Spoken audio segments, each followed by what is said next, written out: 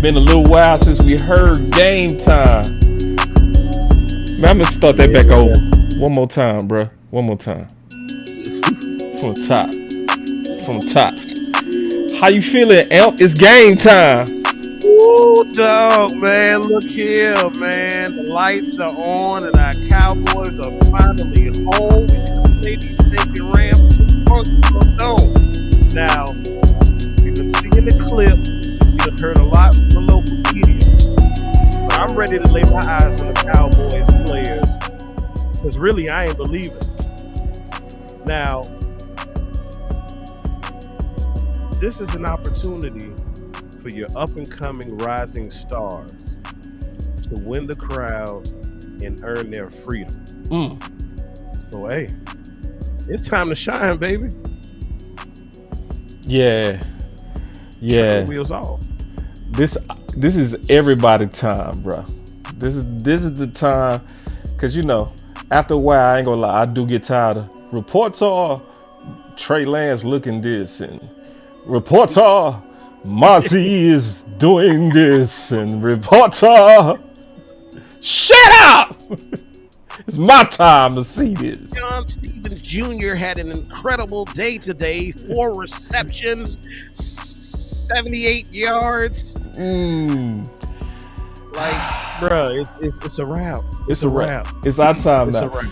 Cause you know the sad part, Amp, sometimes the reports are. Oh, you see this guy? See this guy? Number one bullshit guy. He do the wee woo. Yeah. Totally agree, bruh. Yeah. And you know, then you got people who, you know, they want their pet cats to thrive, and you know, they want to be able to say, hey, I was right about this guy, but hey, man, I just want to see the best 53 on the field, and this is the first step towards that. First step, man. All right, my boy Chris 214 already with the super chat, man. I ain't even done setting up. He already got the super chats coming in. That's what I'm talking about. He said, my favorite watch party. Glad it's back. Let's go. Welcome back.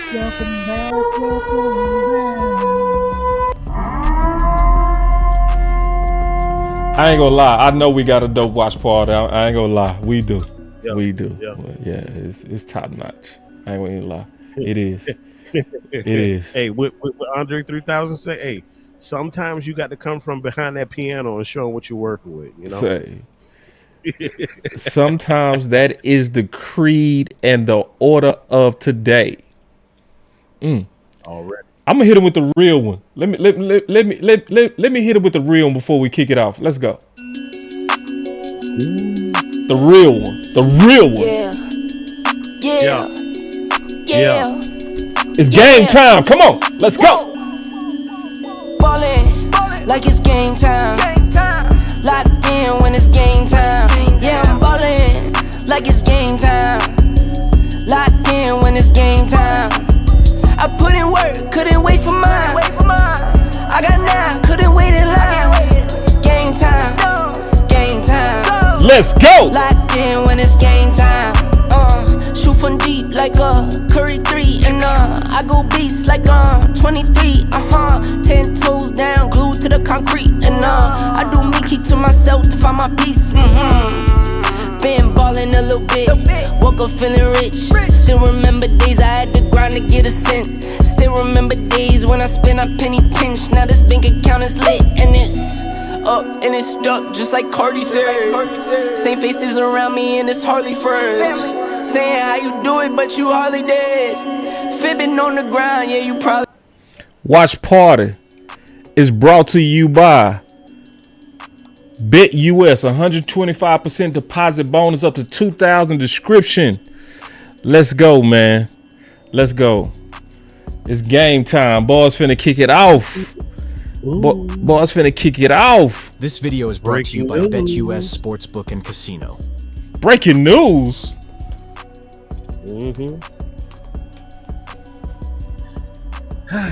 Trey Lance is getting the start for your Dallas Cowboys today. You big old tease. You big old tease, man. Trey Lance getting the start. All right, let's go. Ooh wee. All right, let me get my notes out, man. Here we go, man. Oh, that boy got the smoke. The smoke is back. Oh. Yeah, man. Welcome everybody to the livest Dallas Cowboy watch party on the planet. Yeah, man. You got your boy Amp. You got your boy Boss. And we waiting on Coach Marv and Keystone. Yes, sir. I just threw his name out there because he's supposed to be here too. So anyway. So let me ask you this, bro, because something I've been thinking about, but do you think, because I know it's a lot of competition in the wide receiver room, right? Do you think that Trey Lance will be ample and sufficient enough to give us a real look at our receiving core? Yes. I've been looking at Trey Lance lately, and over the last 3 practices, I did see improvement. The reports of him throwing high, I wasn't seeing it in the last scrimmage. I didn't see it in the Rams versus Dallas. I saw a decent quarterback. I saw a growing quarterback. So I think he's good enough. Okay, we got this new kickoff situation. The Cowboys are kicking off the start. There's only 5 yards of separation now between us and the opposing team, as compared to 10 in the past. And from my understanding, the ball has to be fielded before movement can take place. Yeah, this finna be crazy. It's gonna be so many returns this year. Bruh, what? Yeah. It just so happens that we have the best returner in the league on our team. So, hey, I think it favors the Cowboys, dog. Yeah, anybody that got that straight line acceleration, they should kick. All right, defense first. Let's go. Time for the Zen Master. First showing of Nealon. Overshawn got that Gallup number 13 looking swolled up. Swollen. All right. Lined up in the base 4-3 defense. Ooh. Nathan. First tackle of the game goes to Mazzy. I told you might need to be looking out for Mazzy. Mr. Marshawn Nealon. Hold on, we got Coach Marv in the build here, snuck in the back door. I got a build coach up in here. What's up, What's going Coach? on, fella? What's going on, man? How y'all doing? Good. Sorry I'm late, man, but I had some church obligations to deal with. Understood. Boy, them boys hitting. Nah, I ain't worried about second team. Let me get Coach up in here, man. Let me get Coach up in here. Coach, how you been feeling, man? Hey, man, I've been doing good, man. Just trying to get ready for the season, man. I hadn't even watched really none of the preseason games this year, man. Same here. I'm liking what I'm seeing out of Mazzy. Better. Man, say, listen. Oh, wait. There you go. I'm liking what I'm seeing out of Mazzy. Hold on. I'm hitting too many buttons.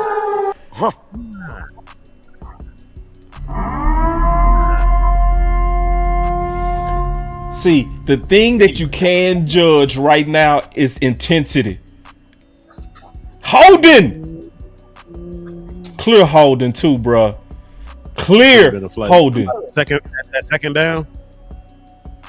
So I also like how what's up, budget?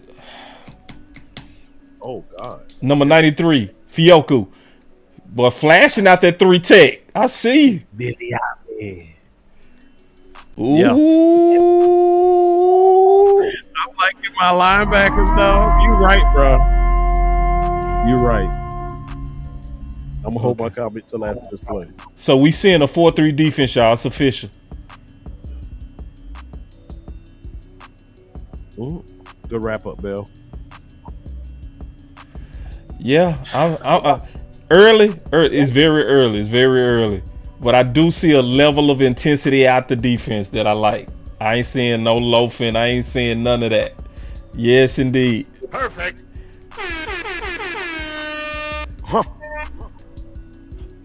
Oh, they going for it. Okay, that's what we're doing. All right.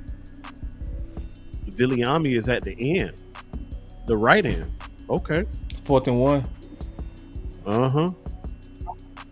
Mozzie with the penetration. Man, y'all got Mozzie messed up. Who lost containment on that, coach?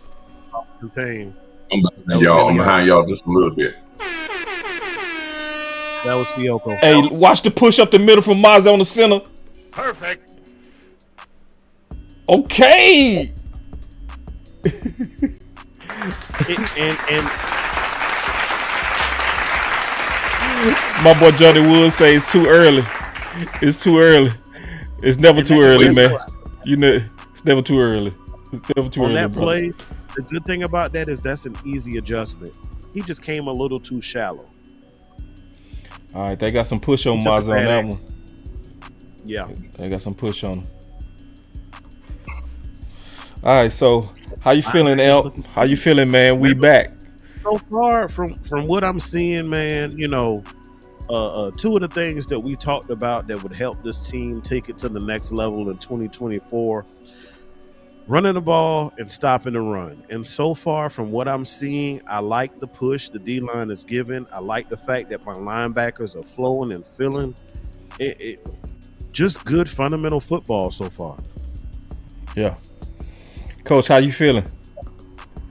I'm feeling all right. You know, when you start out the first preseason game, what you're looking for is all the fundamental things you worked on during training camp, making sure that all that is doing well with that. You know, so I'm seeing some good things right now. Cool. The thing that I like that I'm seeing is like Coach say, the things that you can judge without having a real understanding of major X and O's in the scheme. The fundamentals, like somebody lost containment, but they feel the middle and the pursuit to the ball, as well as are they getting pushed in the middle. I only saw one play where it was some decent push by the Rams offense. Yeah, you got to think about this, the first game, first time doing the whole football that they're really playing football, tackle football. But they hadn't tackled none in training camp. Secondary losing though. It shows on that last play. You got to make that tackle, brother. Yep. Who's 27? 27. I got you. Y'all weird here to me, man. So if I make a little comment a little late about what my thing is, don't worry about it. I'm maybe a couple plays behind y'all today. Oh, that was Eric Scott. You say it was Eric Scott. Oh, 37. That was 37. 37. No. Come on now. I did hear that about him, that one of his weaknesses or not strengths was in the tackling aspect. It looked like it did. Yeah. Good, yes, D. Sir. That front seven, though, bro. Listen, y'all. So far, bro. Hey, wait. Mozzie, Mozzie, I see you on the pursuit. Mozzie.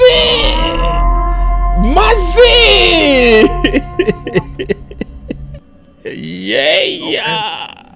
Money down. Let's see what this pass rush look like. Let's see what this coverage coverage Mozzie. Like. Mozzie got him 2 tackles on the first series. Yeah, Mozzie. I think the thing I heard about Mozzie this year is it could be, you know, you put on the extra weight, plus he had the shoulder. It may be conditioning. So, Coach, if I was them, I'll play him I'll play him just about this whole game. Coach, watch him on his next play too. He out of gas. on the first series. Okay. He's gone. Yeah. Mozzie is gassed out on the first series. Yeah. Mm-hmm. I heard brother say, And this is why he lost weight last year, because at his weight he was out of shape. So he lost weight to try to be able to play. Coach, how much of him being gassed out on the first series is adrenaline? I don't think it is, because I heard that same thing from Brothers about his scrimmage on Friday. Okay. Thank you, Coach. that's what brother said. Thank you, Coach. So, Coach, basically, it is what it is. It is what it is. But we definitely gonna need a number 2 one tag. Look at this. Yes. I'm just saying. Yeah, I mean, That would be but the run part, he's not going to be playing that many downs, because he's going to be playing run down. So he's got to get in better shape than that. That's going to be, because see, he's doing this in the first series. He's going to get tired as the game goes on. So then when he comes out, he comes out of a breather.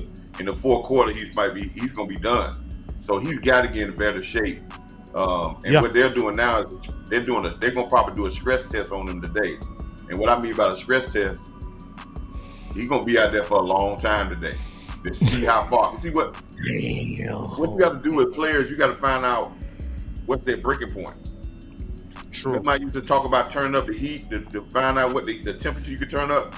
You got to find out how far he can go, how long he can go, where he's productive, so you can get a play count for him.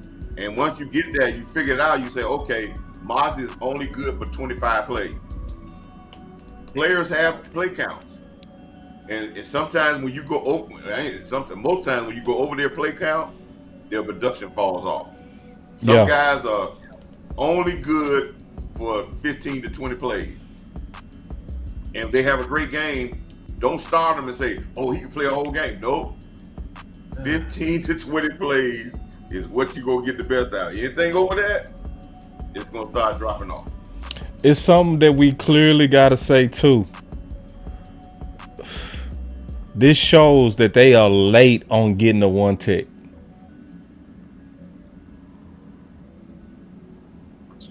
Cause Mozzie, with what he just looked like in terms of running out of the gas,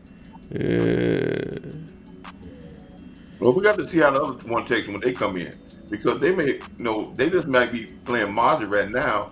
Not saying he's bad, but they're trying to get him to find out. They're trying to get him in shape and to find out what's going on with him, because they're gonna rotate between whatever 3 guys they got to play that one tech, and hopefully, like I said, you get a lead or you stop a run, you don't have to worry about him. And then one more thing, Coach. Is it fair to ask him to be in great shape and ask him to gain so much weight at the same time? No, because that's right. Because remember, he's coming off an injury. He hurt his shoulder. Yeah. He had surgery. That delayed him. Then you talking about gaining weight. You got all this pressure on him, talking about gaining weight. Now we see why he lost weight, because he was out of condition last year at that weight.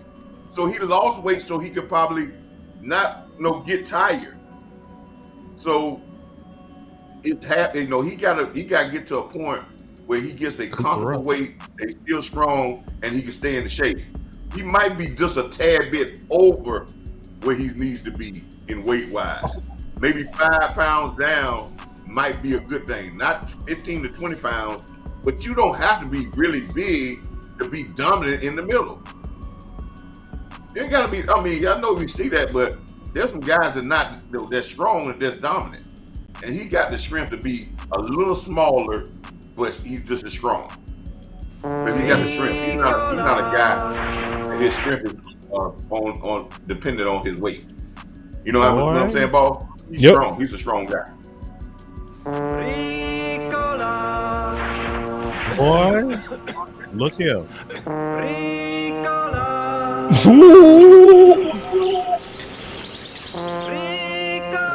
Pleasant Case long-lasting Ricola is blended from organically grown Swiss alpine herbs and other natural ingredients.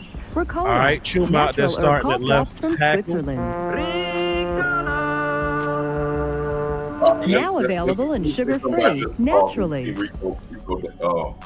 We've been hearing some rumors about Oh them my trying to get God!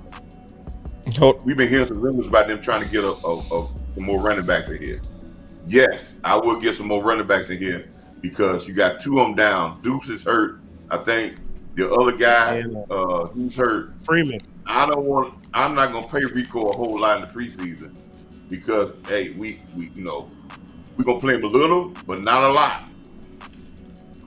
We gotta save some hits on him. Well said, Coach. And we need some guys in here that's gonna take this workload these next 2 games. Yeah. Hey, Cooper Rush just showed that deep ball that let me see, what's the word for it? He showed that deep ball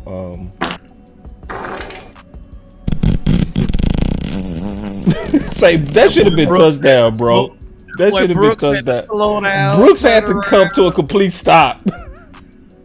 God dang. That was touchdown, Rush bro. turned that into a comeback route, boy. Cooper Rush, man. Noodle. Where is Will? Good job, Brooks. I got a question for the South Carolina players, man. Brooks is the South Carolina player, man. And hey, man, Brooks is a tough guy, man. He done lost weight too. He's smaller. Yeah. Yeah. He ain't look like no burn on that though. Maybe it was my eyes. You know how that go. No, he's not no burner. Yeah. But he's what we call a strider. Yeah. He don't look, but his stride, if long strided guys, yeah, they may not look as fast, right? But when they gaining up so much ground on their stride, so that makes them a little bit more dangerous when they get side by side with you. Yeah, but good deep ball though. I like that. 4th and 7, boy, that came quick. Is that Hoffman or BB? Man, that came Hoffman. Damn. I need to get back onto what I need to be watching. I would say I was gonna watch. Sometimes you get caught in my first game watching the ball. Yep. I need to watch it now. Yeah, cause all right, so y'all know I'm supposed to be watching the centers and the defensive line. We got Lewesko out there. We got Lewesko in the game.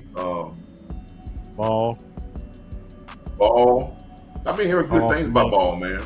Me too. Yeah. Don't know if he'll play some fine. But see, when the spotlight is off you, man, you have some players that play better. You know what I'm saying?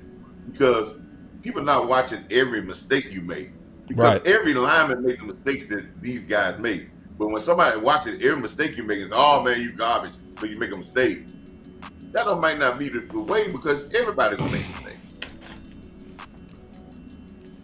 So Hoffman was the starting center on the first series. Who was that was Bass. TJ Bass got beat that time. Yeah. Got caught leaning, and the guy listen. I love offensive tackles, but I cannot have no guards or centers get beat in that. If the tackle get beat, the quarterback got a chance to get away. He don't have a chance to get away if you get beat up the middle. And that's how your quarterback get hurt. Yeah. Up the middle.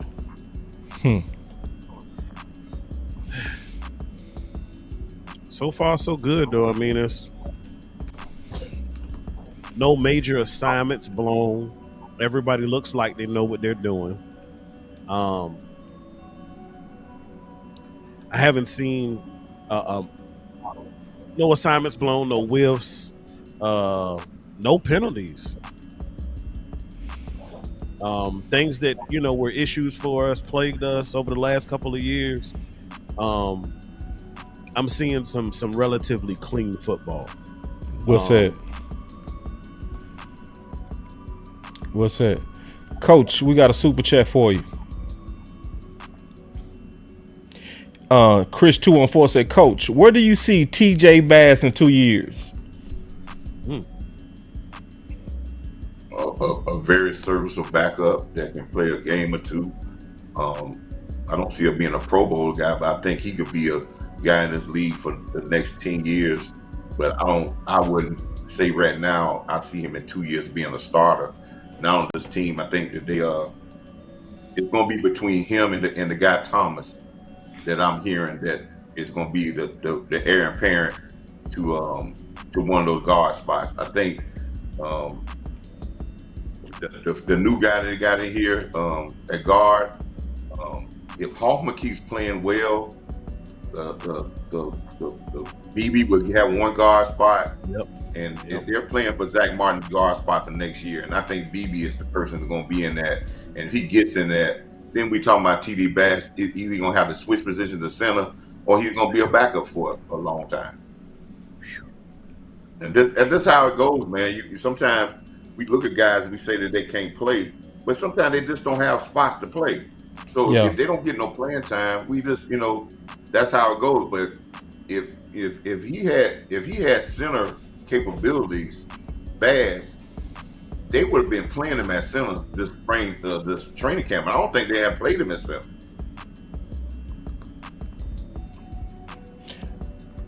I heard they played him a couple of times, Coach. I think they like the other guy from the number 6, the other guy at center, the guy from Germany, from overseas. They like him at center. He plays most time. He plays, and I can't. If Amp has that Chipley. Chipley was playing, and they were moving BB to guard. That's when BB was playing guard.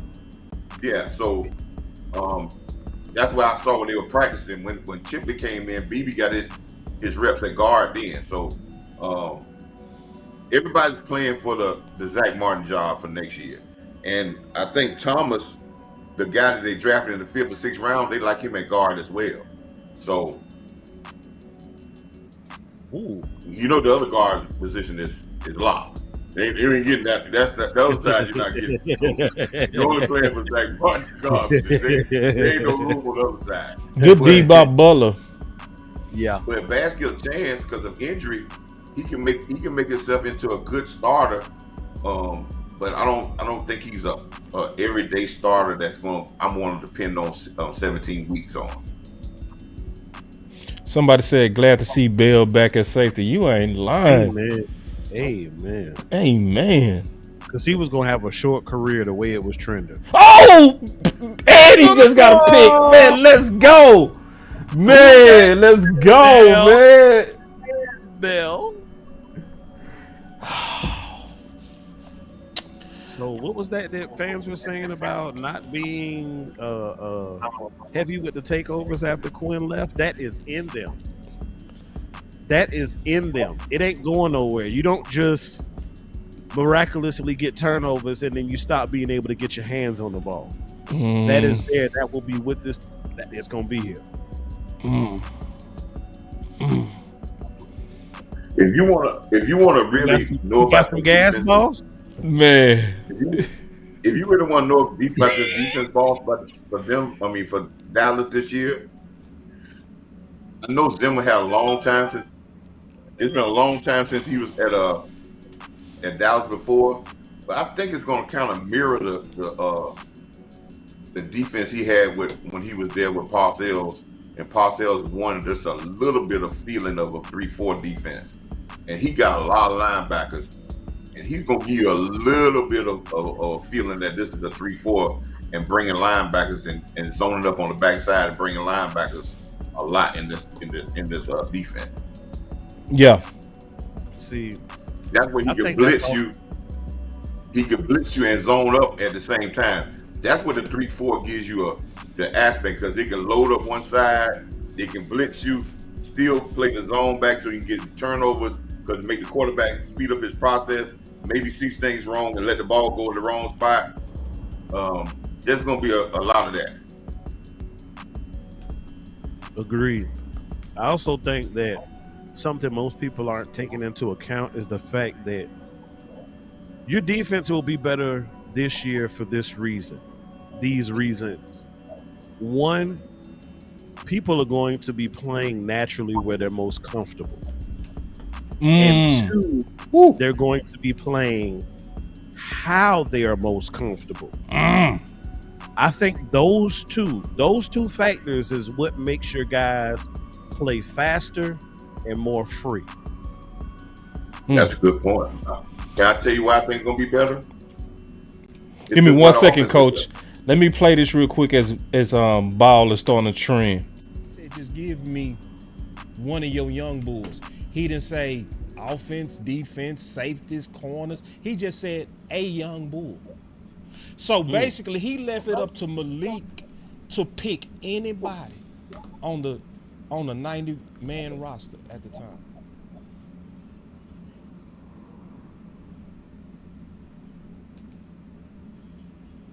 Just left it up, and then listen to Malik answer. Just listen. All right.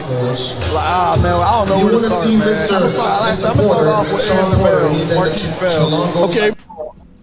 He said, I'm going to start off with... We're going to come back to that. What was you saying, Coach? I think what's going to make this defense a little tougher is because the Quinn defense was in, and I'm definitely not going to be bashing Quinn, but the Quinn defense was in for 3 to 4 years. Now you got a defense that's going to have that you're going to have to figure out a little differently because there's a difference. The same thing with the offense last year. We was under Kellen Moore, and when we came out, and then Dak started saying, "Here we go," it threw everybody off. So just that little change, right, of philosophy a little bit is going to make you tougher to deal with because we have talent. And you change a little bit and you got talent, by the time people figure you out, you all over top of them. And it's going to take a while. And I think Zimmer's going to have that part of the little differences he's going to put into the defense that's going to show dividends. But you're not going to see the differences now because he's going to be very vanilla right now. Good push up the middle by Hoffman. Absolutely. So now you got Malik Davis back in the backfield. Looks like Rico and Cooper Rush are probably done for the day at this point. They say Guyton in. You watching the tackles, Coach? Yeah. Okay. Okay. I got my eyes on them trenches. He is. Okay, Guyton. Okay, I didn't know if Guyton gonna play because he didn't play in the scrimmage. Yeah, I think that's because they were trying to twofold. They were trying to preserve him, and they were trying to ramp him up. And that was good coverage, man. Nobody was really open on that for Trey Lance. Nope. And Trey Lance early throws are good and strong. Schoon just missed it though, because it went through his hands. It went through his hands? It went through Schoon's hands, bro. And so that brings me to another question, and poll the chat, etc., whatever. Who do y'all think is going to be TE2 this year? I mean, obviously Ferg had a pretty solid season last year, but as far as I'm concerned, I hadn't seen anyone lock up that spot yet. Or do you think it will be a committee, or will it be a committee approach? Whoever blocks the best should be TD tight end 2. If I don't care, if you can't block, you can't play tight end 2 in this league. You ain't gonna get enough throws. And if you get enough throws, know what you'd be? Tight end 1.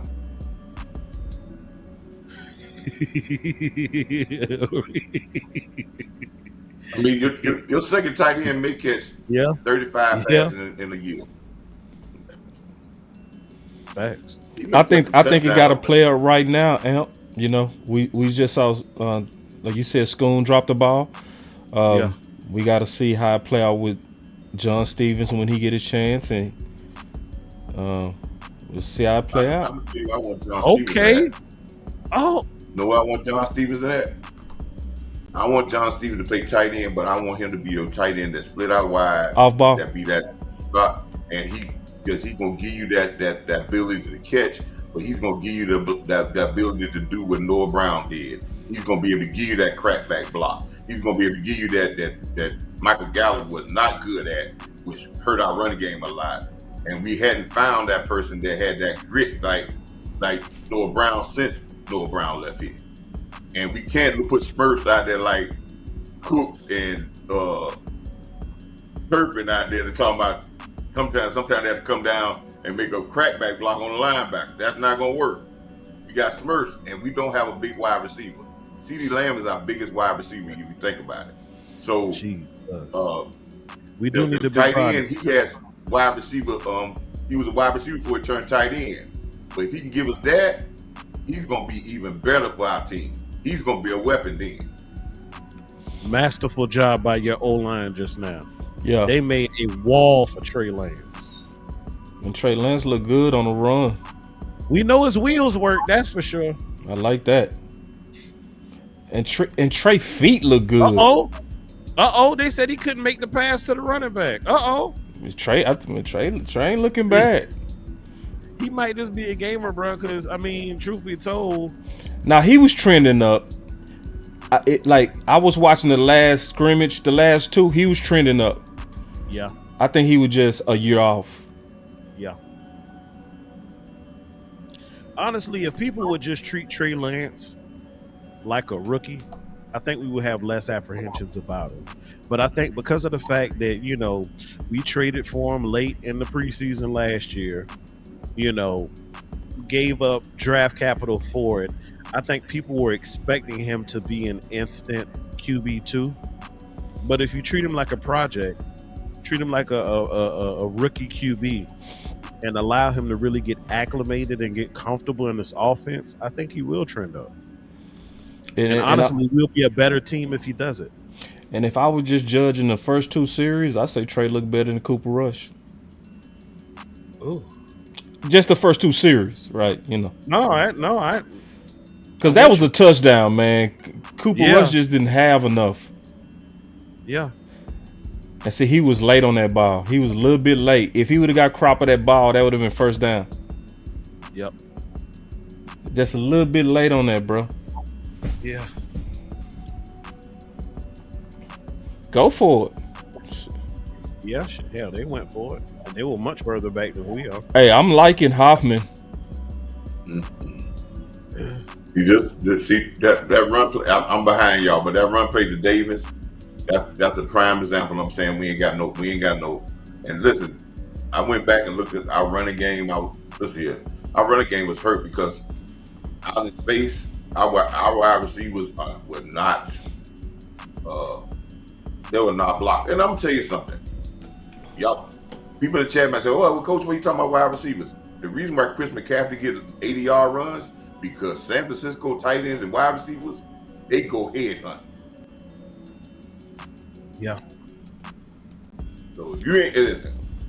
You got, and they don't care nothing about coming down and blocking getting into a defensive end face or a linebacker face when the people get it. And you got, they're big. We got a lot of little small receivers, and we asking them to do. Sometimes we asking them to do that, and we real small on the outside. We don't have no big guys. We need a Dez. We need an X. Yeah, I don't want a Dez because Dez is a guy that we're gonna catch the ball. I want maybe a Dez body type person, but I want a true third wide receiver that knows he's only gonna get 30 catches in a year, which most third wide receivers gonna get 35 to 40 catches in a year. And all this grandeur thinking they're gonna get 70, 80 catches, that's not gonna happen. They're gonna get about 6, 7 touchdowns, if that's good. And most of their jobs is dirty work that nobody's gonna talk about. Man, what kind of that was a super low percentage throw. And that's a whole lot of pressure. That's trying to make Trey Lance a hero. Yes, it is. And he was open, Trey. They took a timeout for that. Trey, you throwing balls out of bounds. It's all good. His palms got wet. I still like what I saw. That was a good drive. Yeah, it was a pretty good drive. Yeah. B-Bird with the super chat. He said, also the reason why Jared traded for him. He talking about Trey Lance. Yeah. But out of the first 2 series, I want to see more Trey. I'm sorry. You know, Cooper Rush. Have a seat. I want to see more Trey. You're gonna see Trey. Once your quarterback in this time, once your quarterback lead the game, he's not coming back. So this Trey Lance game the rest of the way. Yeah. Good. Yeah, man. With 4th and 1 and you throw an out route in the end zone. I would have liked to see. Honestly, I would have liked to see the line tested, and I would have liked to see Malik Davis tested right there because obviously it was a situation where you weren't going to have Zeke back there, and I would have liked to see what our other backs could have done presented in a short yardage goal line situation.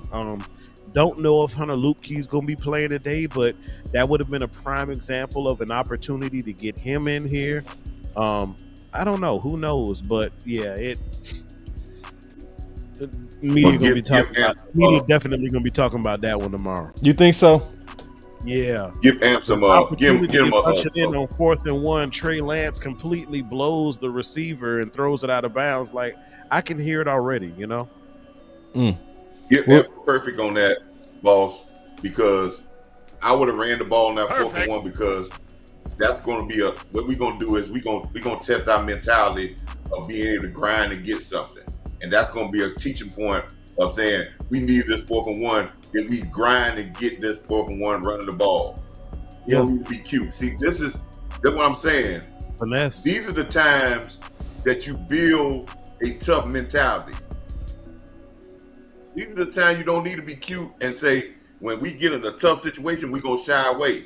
We're going to drop our, we're going to bow our head.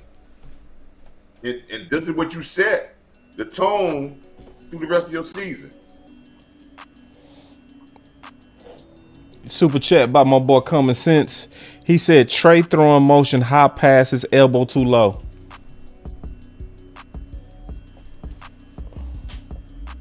Man, I'm not a quarterback coach like that. I ain't gonna even cap. But good observation. Yeah.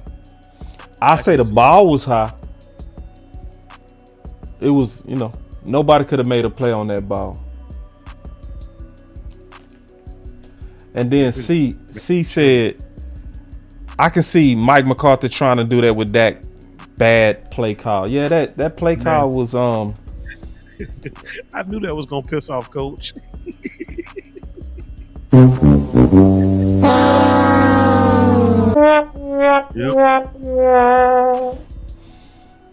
I think that play call came from Jerry. Test out my boy. Let's see what he's got. Hey, Coach. Put this on Trey Lance. Yeah. Like what? Out route? That's hero ball. Another mojo. 4th and 1 out route. Izzo.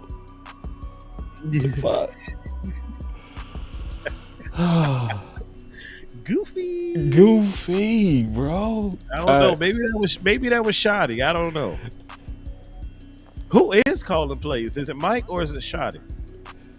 Because I know they've taken turns before in the preseason. I don't know who called the plays. Usually it's Coach Mike, but I don't know for preseason if it might have been shot. But somebody called timeout, and they was like, "That's it, yeah, this the play." That's why I said we called the timeout for that, bro. Like that was we didn't get to play on time, and that's the first thing I saw on the play sheet. We prepared and took a timeout for that. Like, hey, they stopping the run though. Tell me this confirms that landlord wasn't lying. Remember you talking about in that scrimmage? Yeah. Versus the Rams? Yep. I'm seeing a different mentality on stopping the run. I am. Yes. I'm liking this. Let me clap it up for Zim. Zim, come here, Zim. Come on, Zim. Talk to me. And so that brings me to one of my questions, boss. And you really led right into it. Are we set up to stop the run this year?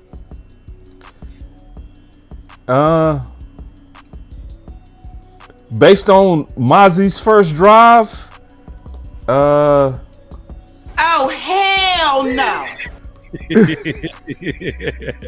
that boy out of shape, bro. And Hey, see, the start of this drive, his motor high. I'm looking at him. His motor high. So that rest got him looking good. Yeah. But if anybody watched how he finished the first series, he was gassed. He was gassed. Before it was over with, he was gassed. Yeah. He was super loafing. Man, that boy Eric Scott, bro. Eric Scott, you gotta, and you hit him late. God. And he hit him late. Bro, Eric Scott. Bro. Yeah. And you know what's crazy? Oh hell no! Honestly and truthfully, I'm looking at him because I haven't heard a whole lot about him coming out of camp. Like, I've been hearing about Kalen Carson. I've been hearing about Jordan Lewis. Hell, I was hearing about Wright that just left us, but I really haven't heard anything about Eric Scott. So I don't know. But if he mess around, the cat will eat his supper. This is a very good super chat for Trey Lance in that play call, and actually it makes sense. He said, these are the moments we need to see. Probably won't get that look again. Not tripping on the play call. If Trey makes the play, we would be going crazy. Not about going crazy. I would have been still said it was stupid, but you right on the standpoint of let's like simulate the mojo moment aspect. Yeah, let's simulate this real quick. Fine. That actually makes sense. Yeah. Now, what I don't like is our secondary not getting no stops, bro. This is exactly what Landlord said he was seeing in the Rams practice. Yeah. Isn't this what Landlord said he was seeing? He said they were stopping the run. They couldn't stop a nosebleed in the air. This is exactly what he said. Ooh, took him for a ride right there.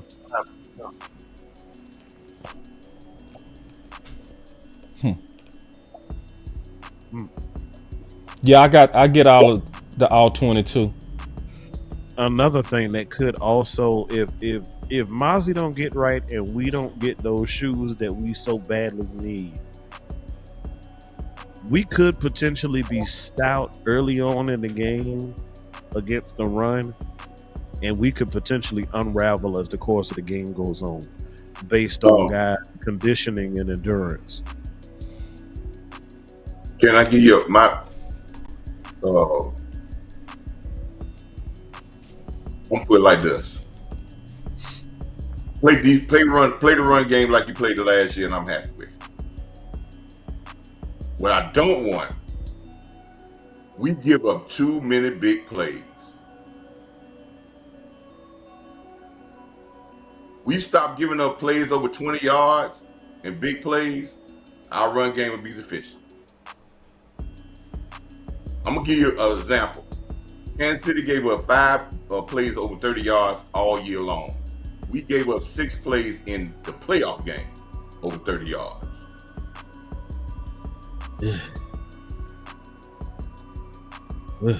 We got to stop giving up explosive plays. Seattle wouldn't even came close to beating us if we didn't give up explosive plays. Yeah, I set the level. And we giving up explosive plays now. We got to be able to corral these explosive plays.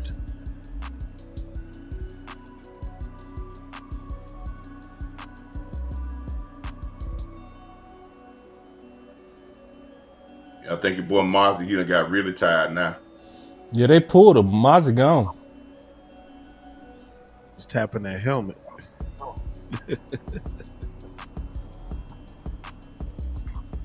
Say Mozzie got smoked. Yep. It's Kalen Carson now. 3rd and 3. Good job, DTs. Good stuff. And that's that boy Fioku in there in that 3. Yeah. And Leofile came behind him to kind of help clean up. 4th and 1. Ooh, hurry up. Did he get it? Fell and got it. Look close. Looked like he didn't get it. Oh, he definitely got it. Oh, he got it. That spot where I saw the official, oh, yeah, he definitely got that. He fell and oh, yeah, he got that. Yeah. Shoot. Yeah. That boy said he definitely got that. You see how the Rams ran the ball 3 times in a row and a hurry up? Yep. We getting pushed in that middle now. Yeah. So they running the ball as soon as Maz out the game. They start running right at them little DTs. Swear to God. It's obvious too. That's what makes the Jonathan Hankins fumble even that more egregious. Because he was going to be super cheap. And even if you had him for nothing else but depth and experience. But then that's water under the bridge now.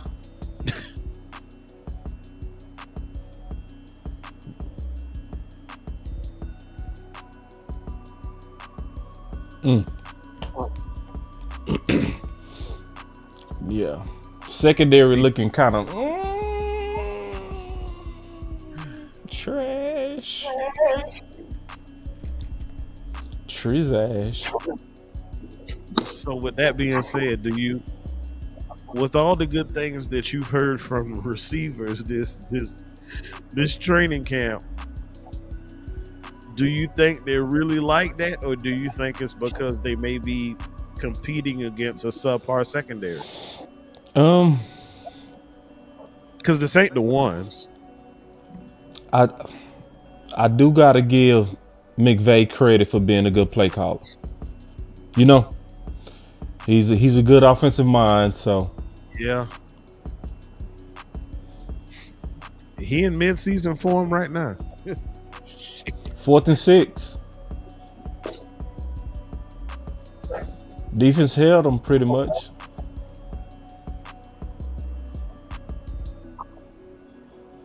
He laid out for that. He almost got it too. Yeah. He put it where only he could catch it. Yeah. Good ball.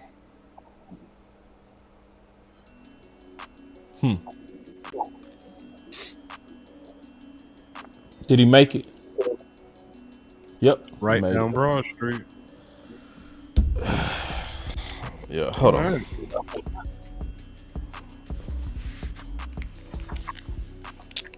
All right. So, early analysis by me. We still need shoes. We out here barefoot. We still need some shoes.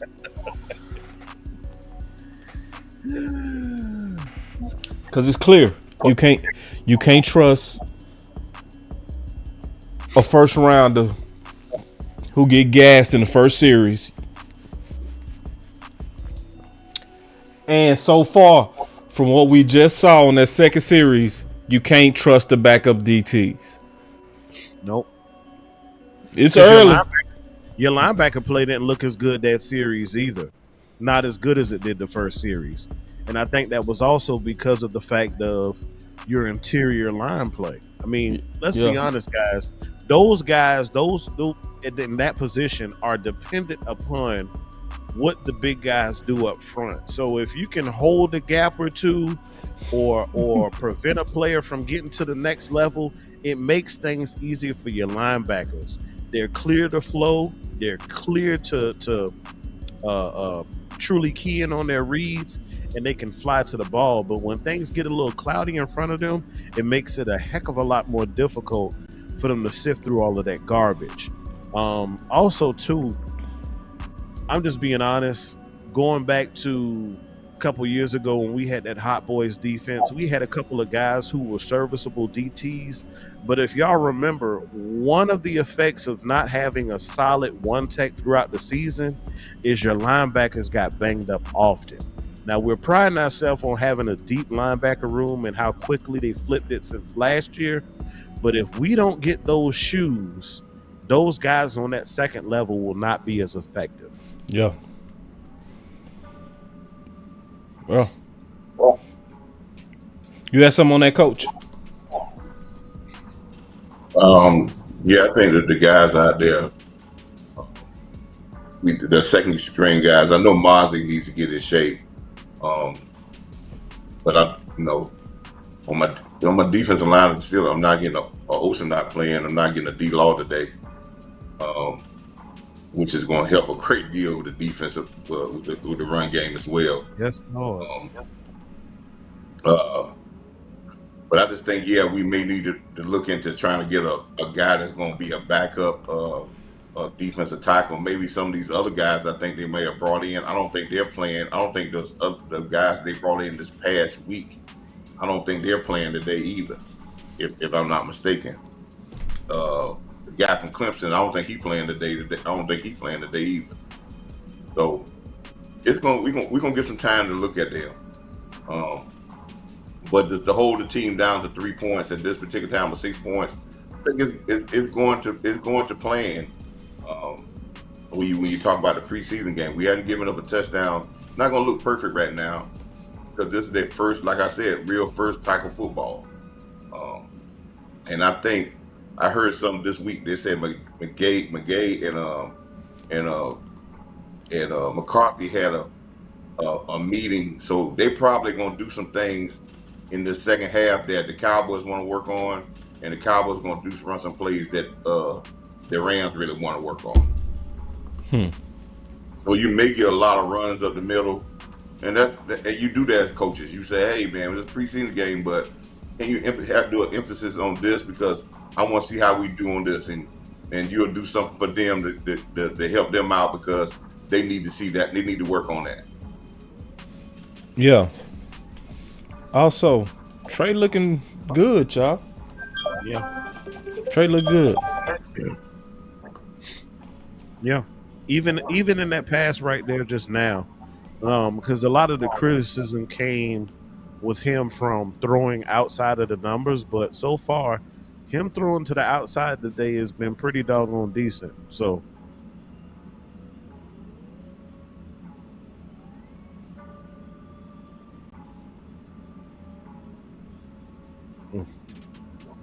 And they got TJ Bass as the starting center. Good. Yeah, I want to see. He's snapping That's pretty Bass? good too. Yeah. That's Bass? I thought Yeah. Bass was 66. I thought that was Oh, that's BB. Sorry. Okay, that's BB. Okay. Sorry.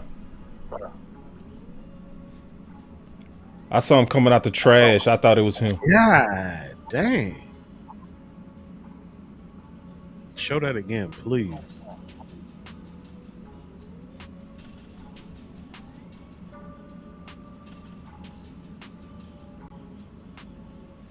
Yeah. Who's number 78, Amp? Is that the Thomas? Thomas? Was it 78? Because I thought 78 was still.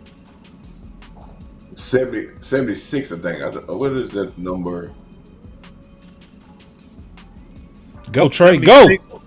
Is Richards. Okay, Trey. Okay. Yeah, 76 So is also Richards. That's the left tackle. So they got him playing left guard because they got 64 out there left tackle. So 64. I don't even.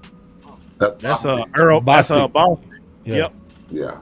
Now I will say this: from what I saw from Bostic in that scrimmage with the Rams, he looked pretty doggone decent. Good feet, man. I mean,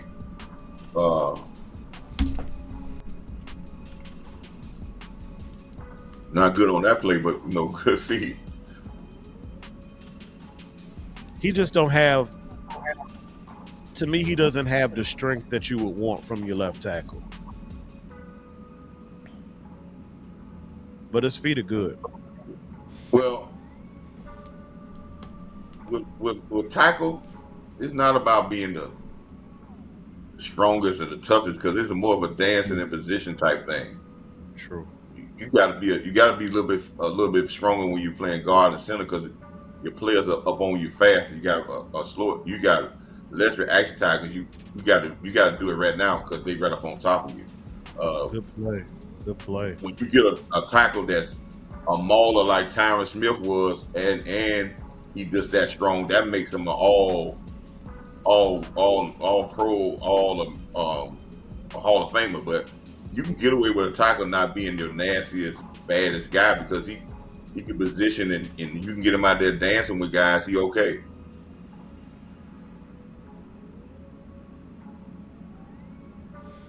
Ooh, he squeezed that in there. Yeah, man. Wow. I think his confidence is starting to build also too, because he ripping it. Nah, yeah. Good throw into a very tight hole. Boy, y'all got Trey messed up, boy. But Trey out there looking good a bit.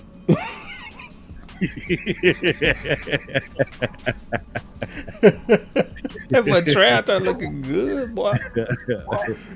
Man, catch the ball! Who was that? See, dog. That was can't be dropping, man. You can't be dropping, man. Not when Trey cooking. He cooking. Yeah, I want to see if Trey can cook. Come on now, let Trey cook. It wasn't behind him neither. It popped him right at the perfect spot too. Yeah, he didn't man. lean too much. It wasn't behind. God dang. Trey looking paws out there, man. Trey looking good. Boys ain't ready. They say, man, get Cooper Rush up out of here, man. Throwing it like this in Oxnard, dog.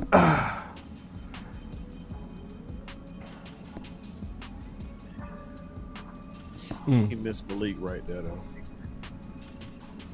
I don't know if he missed Malik. I don't know. Or was he trying to fit it in there? Did Malik just not get around fast enough? Yeah, I'm not sure. Damn, I'm not sure. Uh-oh. Get stepped on. I just don't want Trey to force it. Just let it come to you, Trey. Let it come to you, bro. Yeah. 3rd and 10. Get it. Damn, man. And you know what else I'm liking about Trey? Trey is moving that head. He not stirring them down right now. He wanted to go somewhere else, and that whoever he wanted to go to wasn't open for him. Yeah, I like that he's scanning the field. He's scanning the field. And he saw that safety sitting. That safety was ready to. He might throw too hard for him when they dropping his balls. You feel me? Pause. Dropping his balls. Too hard. He might be too hard. He might be throwing too hard. I said throwing too hard, man. You can't make that. You going too far. Oh, we back, baby. Oh, I missed it. Well, we definitely don't have a kicker competition this year. Shout out to Brandon Arbery. It's sad. Boy, what a difference a year makes. Hey, it's sad when you write down 3 points before you hit it. Automatic Arbery. That's him. He said automatic. Automatic Arbery. Yes, sir. Because once we released that kicker last year, where they were having a competition, and they said Arbery is on you, that man ain't look back. Nah. That man has not looked back. He ain't blinked. He ain't flinched. He said, it's mine. Good drive, though. I mean, good drive. The run is not where I would like to see it. But Trey Lance is looking like he's getting better as the game going on. Am I the only one who's seeing that? I mean, from the start to me, like, I ain't saying I still think he gonna throw you an interception or two before it's all said and done. I'm gonna predict that too. And I'm gonna tell you why I think he gonna throw an interception, because I've seen him do this. He'll throw, some quality, and then he'll get greedy. Now, and I don't want him to be greedy. If he just not greedy, Trey can throw. I think he was patient on that third down because he could have went. He could have let it rip, and you saw the hesitation. And I think that's why he checked down to Malik, because he was just like, if I do this right now, I'm gonna mess up something. So if you had to judge right now from the first 2 series, Coach Amp, I'm gonna ask you. I said Coach Amp, Coach Marv. From the first 2 series, would you feel good with Trey as a backup if you could only judge the first 2 series? Yeah, if he does exactly what I tell him to do, and I think that's what this game plan. He knows where the ball's gonna go as soon as he snaps the ball. They give him some very safe, confidence builder things, slants, outs. That's good, and I think, and you can formulate your thing around him, and then with his running ability, that'll be the added extra he can give you, and you can get away with him being a backup for maybe a game, a finish out a game, or maybe a start, but that's what you want a backup to do.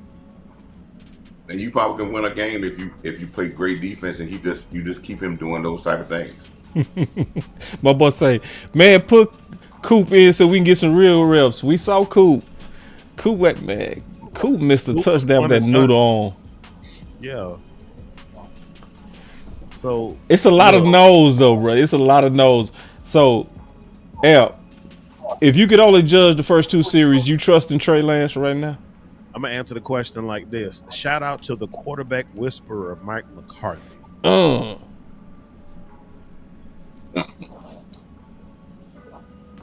So that's a yes. Yeah. From the first 2 series, I trust it. I mean, look at it holistically.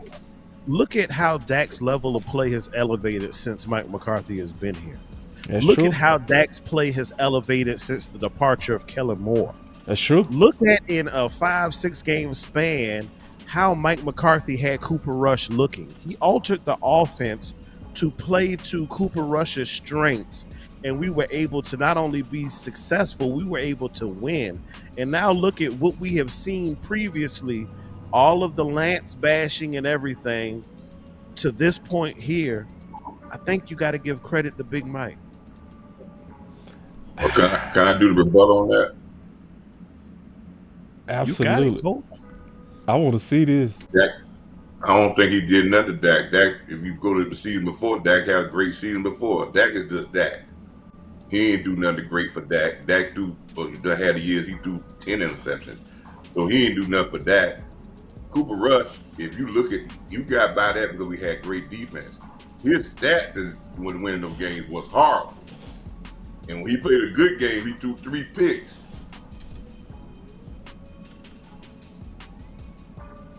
Let's just call it what it is. You gotta. I'm not gonna give nobody. I'm not gonna give McCarthy about Dak. Dak is that guy. So McCarthy don't get no credit, Coach? What he get? What credit? What he gonna get? The offense was number one. Well, okay, they were number one again. I mean, but you've seen teams switch coaches, and you could have a good player, and that good player don't look good with a different coach. Oh, okay. But so I don't get credit for him making them better. I'm just getting credit for him just holding the fort then. Okay. I could agree with that. Man, you lay down too easy, man. I want to see a fight. Nah. Do I got to fight Coach Marv? Because I'll fight Coach Marv on this one, man. You got to give Mike McCarthy a little bit credit, man. You got to give some now, Coach. See, because Dak wasn't an MVP candidate as overwhelmingly as he was until he got under the West Coast. You right. Dak has been cold with other quarterbacks, but he was colder and his best under Mike McCarthy. You got to give some of that to the West Coast, Coach. Yeah, I mean, I didn't think Dak had a bad year before. I just think he got hurt. He set out some games, and that wasn't good. But let's be realistic, man. He threw 37 touchdowns, 10 interceptions, and almost the same amount of yards the previous year in 21.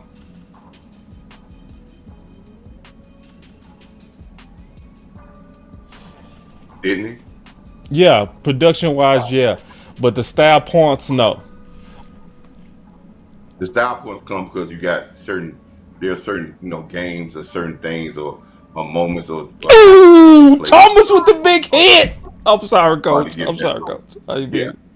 Yeah, y'all ahead of me, man. But that's I've been waiting on somebody with a big hit. Sorry, Coach. I'm sorry, Coach. He been waiting to do that all training camp. Man, I ain't lie. I've been waiting on somebody that that was Wanye Thomas. He gonna think again when he come back across that middle. I did see some yesterday on highlights. I did catch somebody game. I caught a little bit of the Tennessee Titan game. And I think Tony Pollard averaged 9 yards a carry. God damn. He looked good. He did. Damn. He did. He looked good. He looked good. I knew it too, Coach. But see, because I got into it with the OC the other day over that. I was like, nah, Tony Pollard was just playing hurt.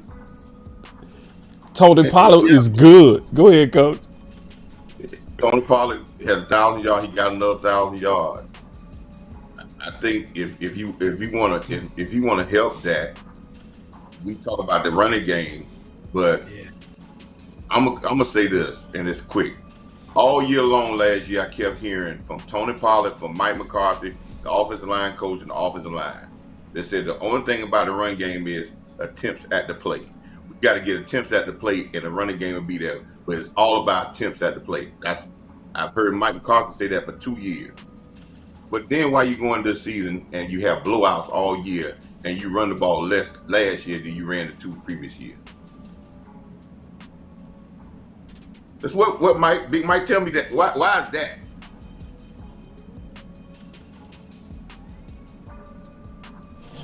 Because he lied. Let's call a spade a spade. He not a running coach.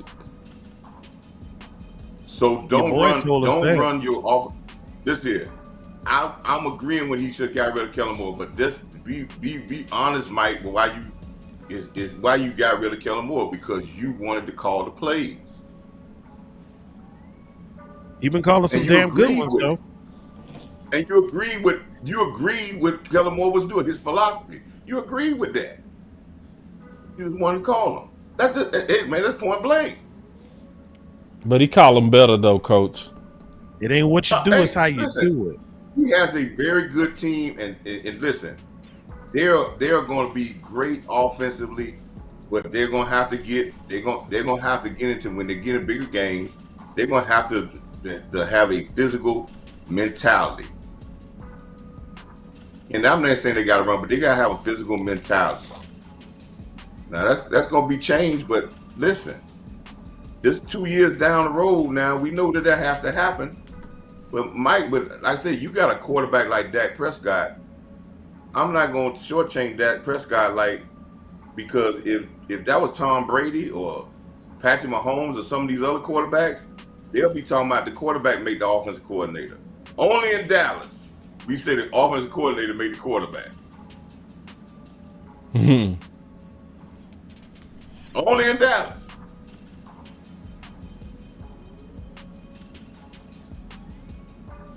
I think you'll like Mike McCarthy after this year, Coach.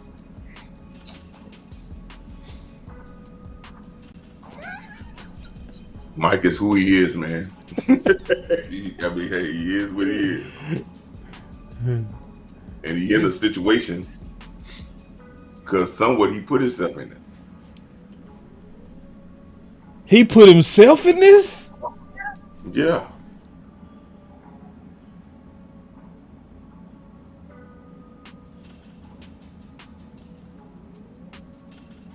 Man, I'm liking intensive Fioku. Fioku, man. Yeah. I'm liking Fioku. Yeah. Fioku, boy, that boy motor is high. I'm liking that. I'm liking that. He always had a good motor. Man. DT is not the position for him though. He killing in that 3-tech. That boy flying. Yeah, they're looking for their backup 3-tech because now they don't with that was Sam from the Williams edge going though. down. Oh, he did that from the you're right. They gotta find it back. That boy Fioku. God damn. They got Fioku messed up, bro. That boy. He almost blew up that whole He play. almost blew it. I thought he was for the killing in the backfield. God damn. But that was a squeeze. Say that was nice. What's Fioku first name? Viliami. Say, man, that boy.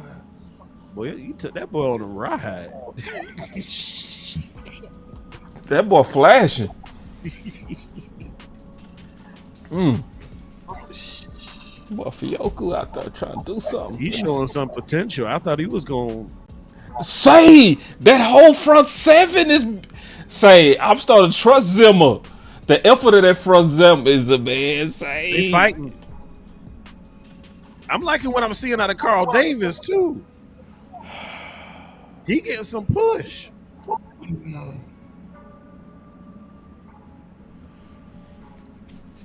I know this ain't against premium starters. I get it. I understand it. But Carl Davis is number 98. Yes, sir. Yeah. Yeah, he got some, but the play before them when you say he got some push, he looked bad. I need consistency. That's what I'm looking for. I'm looking for somebody that does the same thing, even though the same effort, play in, play out. Yeah, especially with a veteran. He a veteran. He a veteran. You that's a perfect expectation for him, Coach. You know what I'm saying? I'm looking for consistency. Yeah. That might have been why he been bouncing around the league. And see, and what I'm not looking for, and when I'm looking at the coach's eyes, I'm not looking for splash. Because see, we can have a guy that splash and he could be playing horrible. And he fell into a play. That ain't happening with Fioku right now, though, Coach. Keep it real. They're getting him. Listen, you seeing why he playing? He been playing all game because they're kind of probably low on defensive ends right now. Because I don't think they got those other guys ramped up, but he's playing to see if he can get some playing time. Because like we talked about before, boss, there's not going to be a lot of snaps for these guys on the back end, on the third string defensive end, the third string 3 technique. Not like it was before. So the third string 3 technique or defensive end might get 5 or 6 snaps a game. Yeah. Yeah. So I think this is perfect. Go ahead. I think this is a perfect super chat, man. Nah, that ain't it. My fault. Hold on, let me go to it. My boy Chris 214. He said Rod Marinelli 2.0 effort. I agree. Yeah. So far, I agree. So far, that's very encouraging too. Especially after what we witnessed in Green Bay. Now the thing I'm not liking, to be all the way honest, it looked like McVay is basically looking for Eric Scott. Just keep it real. Dog, you took the words out of Coach. Are they looking for him? Bruh, he spam Scott. God damn, because he on every play. Man, it's like they find 37. This guy, Eric Scott is bailing them out every time. I mean, a good run D, he bailing them out every time, for real. So is my man playing? Who's that? The other rookie. Kalen Carson. I saw Kalen out there. Yeah. He's not earlier. He need to be out there. I'll have him out there every play. He's gonna play this year. He'll be out there every play. Yeah. I think he's still out there. They clearly going at Eric though. Like at this point, it's find Eric. Yeah. Yeah. So. Well, Eric probably playing for his Eric's probably playing for his role at his spot in corner, because his spot in corner is gonna be kind of Well, you traded Nashawn Wright for a guy that's a former first round pick, I think, from Clemson guy. So and it's just a change of address for him. So they're gonna give that guy starting next preseason game to see if a change of address is gonna bring that back to what the people drafting him for. It's just like what we did last year with Boss. I know you probably did some work with Joseph. him. Yeah, you did some work on that. I know because I think he's a Clemson guy, I believe. Yeah, I did. He in the Boss Cowboy guide too. Right. So they're gonna give him. They did that same thing last year with when they traded Boss Man for another guy, the guy from Miami, to say, hey, maybe a change of scenery gonna be a good thing. And I think they think really highly of Nashawn Wright. Not as player, but I think they did him a great service by trading him early for him to get a chance someplace else. And I think that should be commendable there. Real quick. This video is brought to you by BetUS Sportsbook and Casino. Yeah, man, appreciate everybody for being here at the watch party. For those of you who are here at the watch party, I did put my link in the description where you'll get 125% deposit bonus up to $2,000. I believe that, people and executives are the best people to take some wages because you really know football. And you put a lot of time into this game. So one of the best ways to do that is with BetUS, where you'll get 125% deposit bonus up to $2,000. Let's go. This video is brought to you by BetUS Sportsbook and Casino. I want to tell people, man, do it. Coach Marv, got his account, so y'all need to go in there and get one. Appreciate that, Coach. Who got that? Eric Scott. I mean, you throw it to him enough. Do it right to him too. He made him pay for it. Eric Scott said, "Shut up." You still was getting cooked. See what I'm saying, boss? See, the Bosco, we look for splash plays. Then we're gonna say, "Oh man, he got a pick." Yeah. But see, the rest of the places, that's why you can't be consistency. You can't get so fixated with splash plays. Coaches like splash plays, but they want to see where your consistently level is. Because before I can trust you, you got to be consistently not great, but good to okay. He threw it right to it. I just don't want you to be great one play and doo-doo 5 plays. You got to be consistently great to good all the time. Yeah, he did a good job of sitting in that hole too. Did a real good job of sitting in that hole. So, that looked like that was some film work. Because he sat right in the hole, 56. Who is 56? You know what somebody gonna say, boss? What's that? That was Cooper Beaver. Man, they're gonna look at some people who not watching the game totally. They're gonna be like, man, Eric Scott gonna be in. He gonna move up, man. He got a pick again. He might be wide receiver 3.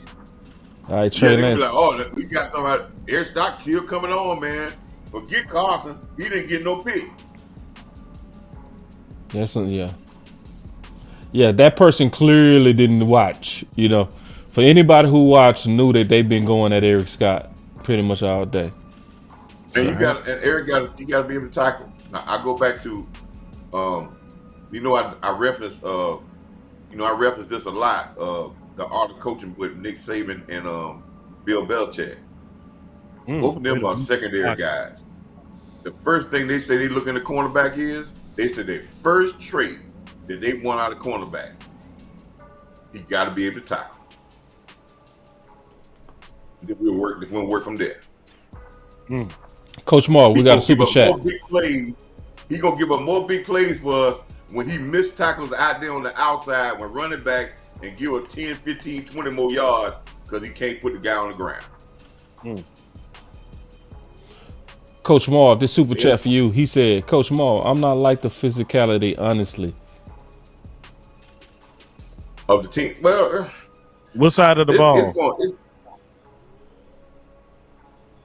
He probably telling them about the tackling and all that. It's going to be rough because, like I said, this is the first time that they tackled all year long. They hadn't brought nobody to the ground.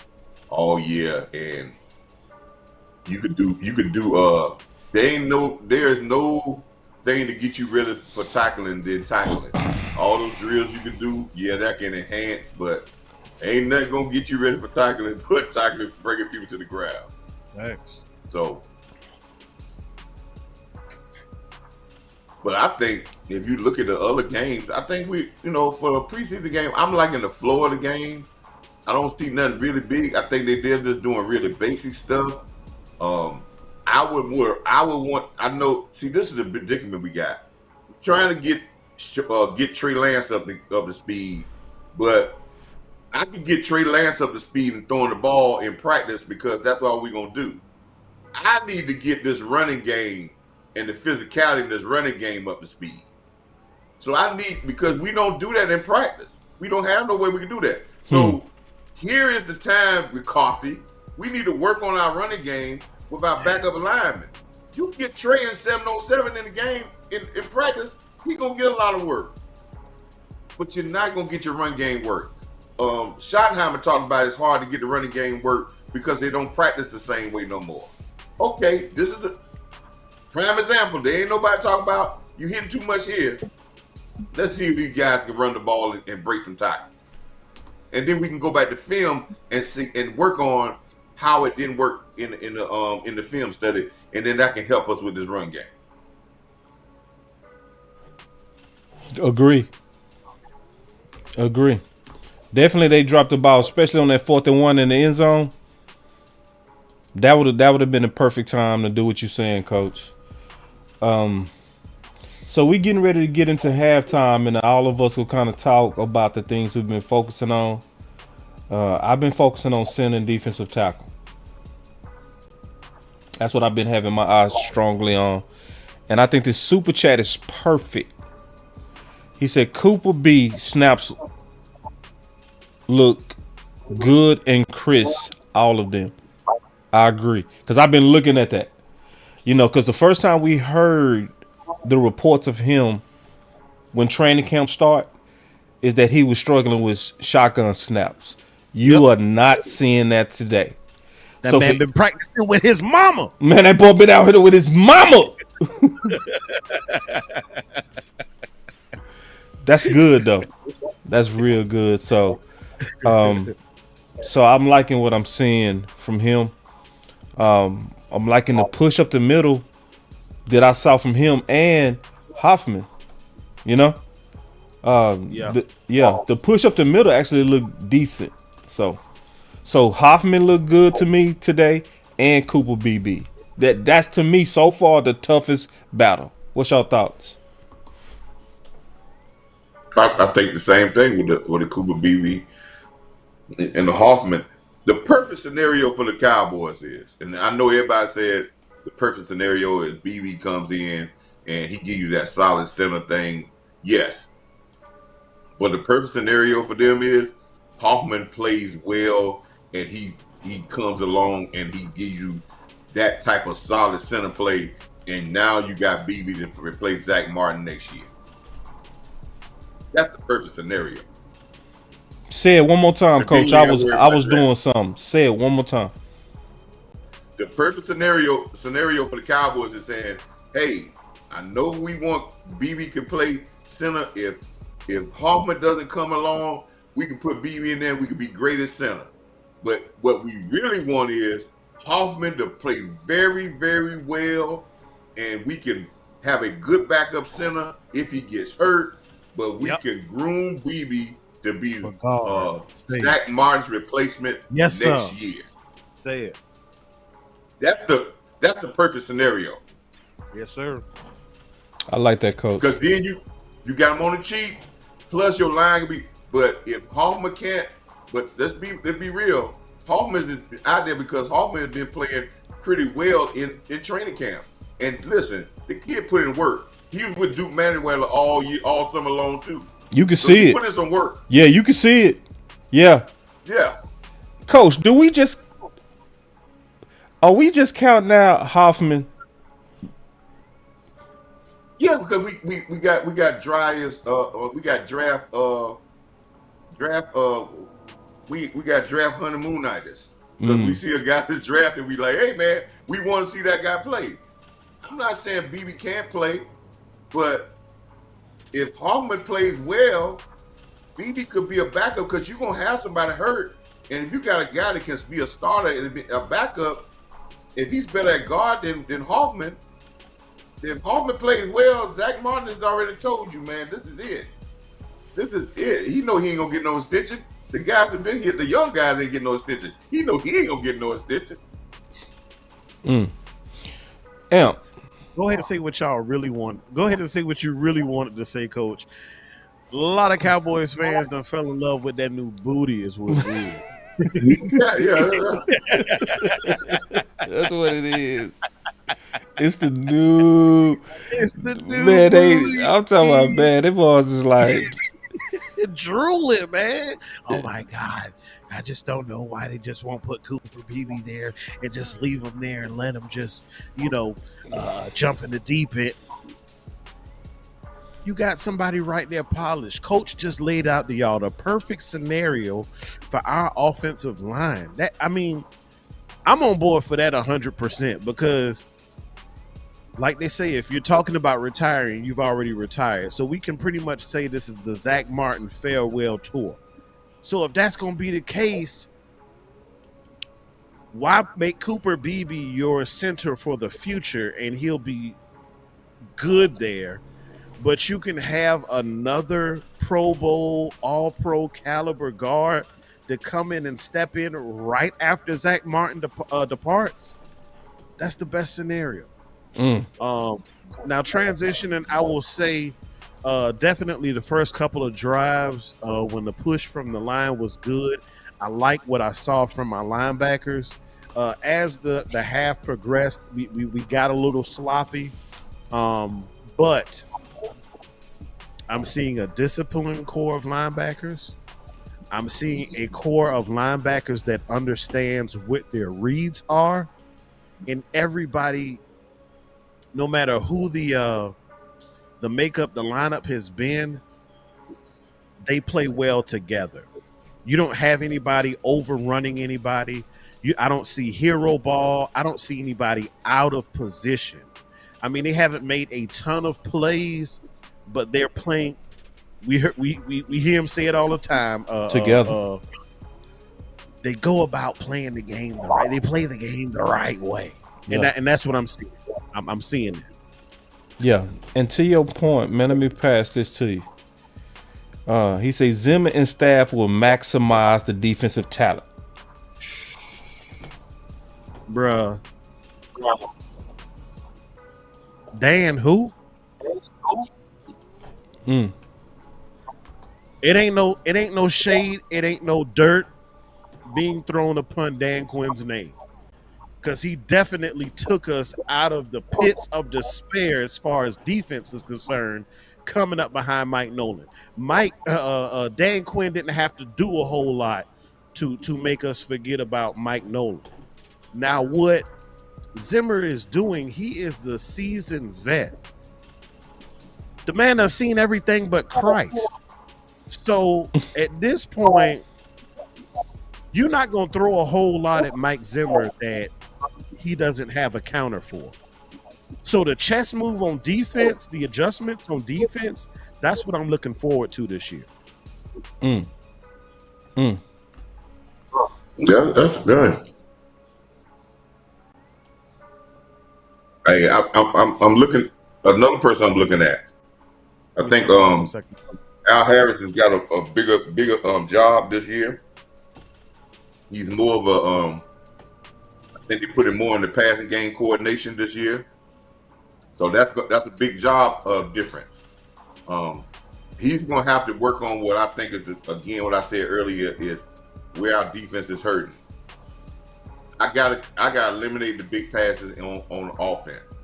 If you look back last year, Seattle, Philadelphia in the first game didn't do anything to us, but a long pass down the sideline hurt us for a touchdown. Beebe last year catching the ball and breaking and having a big play. 2 years ago, Green Bay, they ran the ball, but Aaron Rodgers threw 3 long passes for touchdowns. I need this defense backfield. If we get less interceptions, I want to make sure that we don't give up big plays. I want teams that they want to talk about they want to run the ball against us. But hey, run the ball if you want to run. But we're not going to give you no big plays for you to get a quick touchdown. So that's what I need. And I'm saying this. We talked about we wanted Joe Witt to be here. But those big plays that we gave up on the back end, that was Joe Witt's responsibility. So Al got that job now. I'm quite sure that that's not going to be a thing because your defensive coordinator in Zimba is a defensive back guy. Yeah. That's where he cut his teeth at. So he's a defensive back guy. So he's going to want to eliminate these big plays, and he's going to want these safeties to make plays and eliminate long runs and long catches. We do that, we'll be in good position, but we got to stop these big plays, man. And that's come with discipline. And I that's what I'm looking for more than anything else, Boss and Amp. We got to eliminate big plays. Yeah, and real quick, we got a couple of things, just real quick, management stuff. We got 230 people in the building, 119 likes.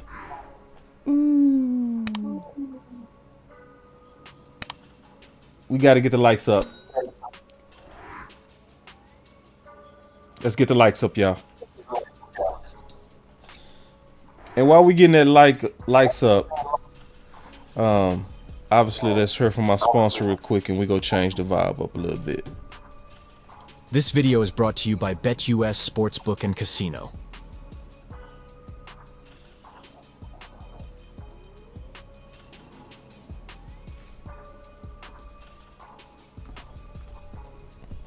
Man, and everybody done left your boy, man. Everybody done left his halftime. So I'm going to give everybody the halftime report on how I see it. So based on the halftime report on how I see it, Trey Lance is playing much better to me. I see a much better quarterback than what was reported. I also see a much better Mozzie than what was reported. Okay. I think the biggest battle is coming from within at center, because that's definitely what I've been looking at. I think center is looking very interesting. I think that one is going to be a heavyweight fight. Eric Scott is definitely stocked down, even with the interception. I just think I can't, just like Coach Marv said, if you're looking at splash, you go over exaggerate the power of that interception. It was good, but I don't like the fact that they kept targeting him successfully, and he was the prime reason that a lot of those drives continued. We still kind of trying to figure out the value of Mike McCarthy and his design in this preseason game to establish the run game. That was a good point by Coach Marv, where he's right. This is the time where you could establish some type of identity in your offense, and he should be looking to kind of get that run game in gear. I think Coach Marv is dead right. We're missing the ball. The linebacker play is decent, and I think that linebacker play is decent because the effort is better from everybody, including Tyria. I see Rod Marinelli 2.0 in terms of effort if I was only judging the first half. I think, Boss, you perfect about the one thing about the linebacker play. The linebacker play gonna look better because one, you probably got a little bit better coaching, and two, there's more competition in the room now than there was in the previous time. Yeah. So you almost at the point now. If you go out there and look bad, you might fall down the list where you may not ever get back in there. Right. And if you're a young guy, you can't go out there and look bad and let Wilson or some of these veterans get on the field, because they may not never get off. So you better go out there when you got your opportunity to read your keys, be aggressive, and do fundamentally sound type things. The Hoffman thing, you talk about the center. Right. Hey man, that's a great, huh? Yeah. That's a great thing, man. That's a great thing. Cowboy fans, calm down. When you got two guys that are playing well that you can have in your center position, hey man, that's good. We're not looking for a center. We're looking to see who comes out to be the best. That's the difference when you're looking for a guy. Saying, oh, I don't have nobody, and I'm looking for somebody. You got two guys that are competing. They're doing well. That's a good thing. And remember, BB is a guard first. You know, he's trying to play center, but he was he's a great guard. And listen, that helps because now he be a swing guard as well as you got Bass there. But I think he could be a little bit better than TJ Bass. So I see some good things. I'm like what I'm seeing from Wesco. We talk so much bad about him, but Wesco is doing pretty good. And I like what I seen from Guyton today. But we're gonna get a chance to see what they do when we get a chance to look at some film on them to see what they're really doing. But again, boss, like you said, I would like for the McCarthy to let these guys get into a physical flow and let Trey Lance work off of them being physical on play action passes instead of trying to make Trey Lance a superstar today and throw the ball 45 times. Here we go again with this 30 or 40 pass attempts, man. Come on, man. You see, man, I don't understand. The only logic I can see is they trying to spike Trey Lance value. That's it. That's the only logic. Ain't nobody gonna trade for him right now. You ain't doing. You mess around, spark his value too much, and you say, "Well, I need to sign him next year." You only pushing up his value. Listen, his agent ain't gonna let you woo him with no $15 million contract. You best believe that. Quarterback's gonna get what he might not get 50 or 60, but he gonna get 30. How many attempts Trey got right now? Huh? How many? About 23. Ooh. They got Trey with 23 passing attempts. 8 for 17 at halftime. But they got this man playing like it's Will Greer last game. 23 attempts already. I'm about to pull it up, but if I had to guess, I'm close to that, but I'm about to tell you for sure right now. They chunking that thing, boy. They say I keep crashing. It's YouTube. It's not me. My stream look good over here. And what you got Trey Lance running the ball for? You could save that to the season. Listen, you ain't got to work on that. That's something you could surprise if he got to come in the game. You could save that to the season. You ain't got to work on that. Let your running backs run the ball.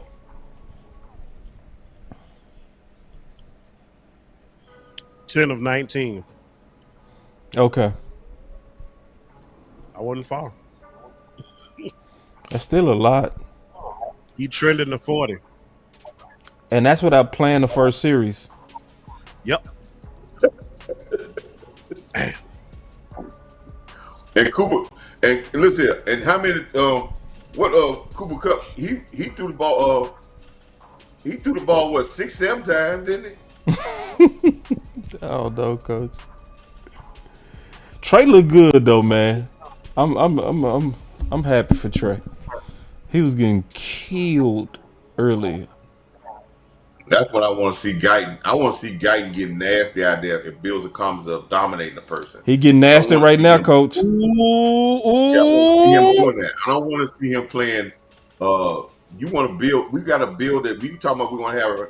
This is how you build it with your backup. You got to build that with these guys, man. I don't want to see the control is throwing the ball 2 yards or having him throw the ball 5, running 2-yard patterns. I'm seeing all these stop patterns, these all underneath patterns. This offense ain't changed much. It's the exact same thing it was 2-3 years ago. Man, let's be honest, man. We see it and we looking at it. They tricked the camera, man. Damn. Flag. Well, Guyton is going to be a good player, boss. Yeah, I see it. Cause he ain't got his man body yet. He's still gonna put some weight on. Yeah. He's still he's still gonna put some. Now this is another thing we talked about last year, right? We wanted to run the ball up the middle, but why we just running the ball up the middle? What happened to trying to run the ball to the outside? This is where you get creative. You work on all this stuff. This is where you try to run the ball off the tackle, run the ball outside. When you just run the ball up the middle, to me, and don't have no creativity, you're not running the ball to be committed. You just running just to keep people quiet. The fact that they gave John Stevens 81, they gonna use John Stevens. 81? And they're gonna use him outside. Yeah. Use him outside. Now, I tell you, that's what they're gonna use him at, boss. Because they ain't got no big wide receivers. And he used to be a wide receiver. Yeah. So they're gonna split every time he come in the game, they're gonna have him out wide, and then they're gonna make you say, okay, who I need to guard this guy with? And then because he's physical enough to block, and they say he can block an area, but then when you look and think he's gonna block, he hit that seam with that 6'5" touchdown. He definitely warming up. They starting to get John Stevens involved now. That's what I meant when I said a Dez type guy. Just a big body, big target, you know? Yeah, big body guy. See where he lined up at?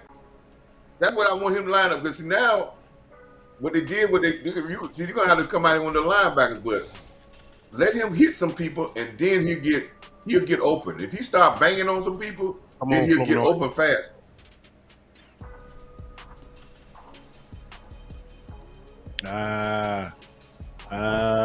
Getting greedy.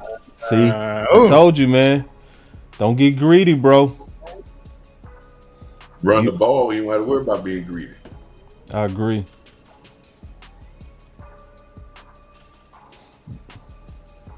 Turnover on downs. That was 4th and 6. Who was you throwing it to, bro?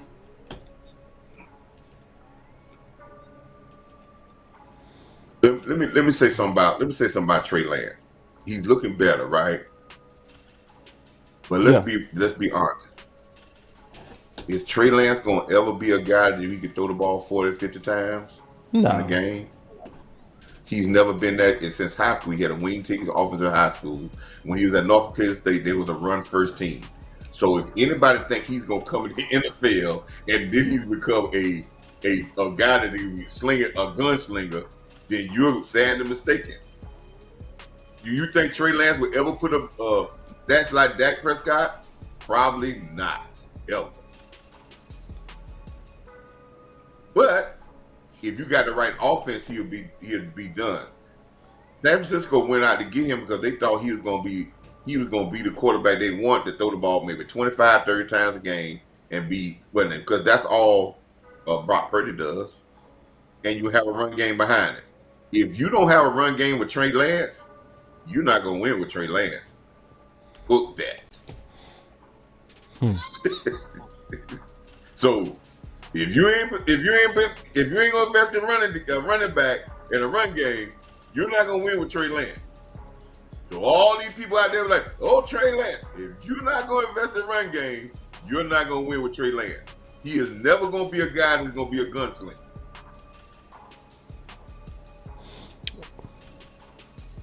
What's your thoughts on that, Amp? I just went back and I'm looking at that last play just to kind of see what was going on and why he made the choice that he did. And honestly, nobody was open. Yeah. Not from what I'm seeing, So that was just a kind of trying to force a flag or whatever. Yeah. But not that he was comfortable and that was the premium choice he would have made. It was just, hey, it's dead. I'm gonna just give him a chance, see what happens. But, gotcha. I will say today I have changed, or not changed. That's past tense. I am changing my mind as far as Trey is concerned. I'm seeing things that we could use to our advantage if need be. I don't think he's a starter in the league by a long shot, but I do believe that if we continue to work with him, he continues to develop. No major setbacks, no injuries, or anything like that. Before the end of the season is over, he will be serviceable. But I will say this: considering the fact that he probably won't beat out Cooper Rush for quarterback 2 this season, it's even more egregious that trade for him last year has been a complete bust because we've got no utilization out of him whatsoever. Can I say something right quick? Yeah.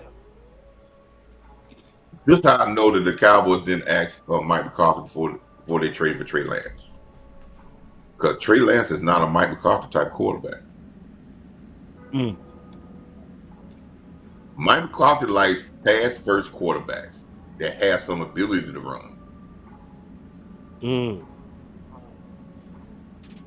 Brett Favre,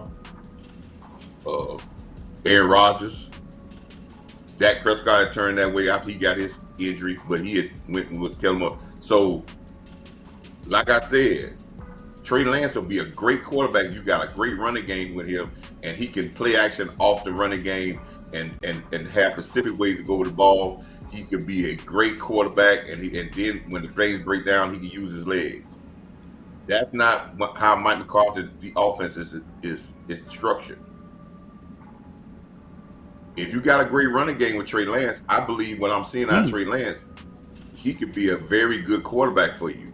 But if you don't have a running game and you're gonna let him throw the ball 30 times, and he ain't had that many starts already, and you try to get him to throw the ball that many, he's gonna struggle. He's gonna be unsuccessful. Michael Vick at BetUS.com. Catch an incredible 125% sign-up bonus on your first 3 deposits, plus 10% gambler's insurance. BetUS, my online sports book and casino.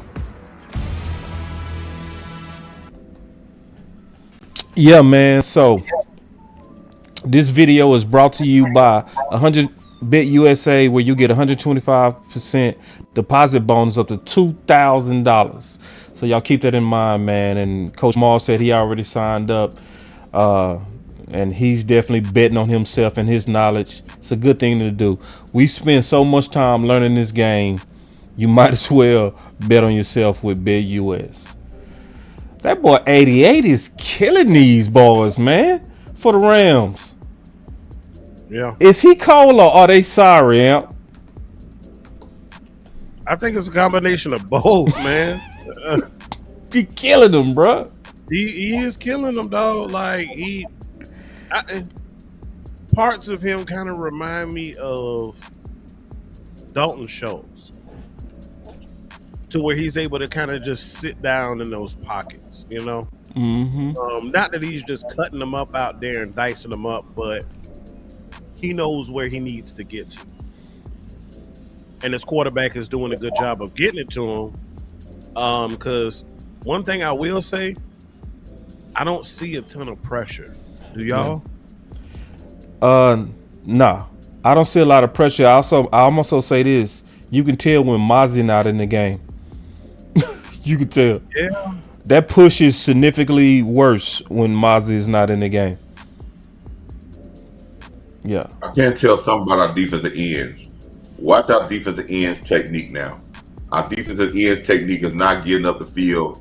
They're playing with their hands and trying to make sure they keep that C gap locked down. And then they go up. I think they're probably being told by the linebackers either the squat or the go. And if they tell them to go, they'll probably try to get up the field. But they tell them to squat, they'll try to hold the block a little bit. See other plays that they crack down on that. One time you could get through that C gap. But now they're gonna squeeze it down and hope those linebackers feel with mean intentions. That's what you want to do. I'm gonna set the edge. I'm gonna set it here, and I want you to come through with mean intentions. Now, the first time that you don't come through, and I set it, and I look, and the linebackers are still standing in the same spot that they were when the ball was snapped, I'm gonna lose confidence in you as a defensive end, and then I'm gonna start doing stuff I don't need to do and get out of place. That's what you're talking about when defenses have to have confidence in each other. Yeah, absolutely.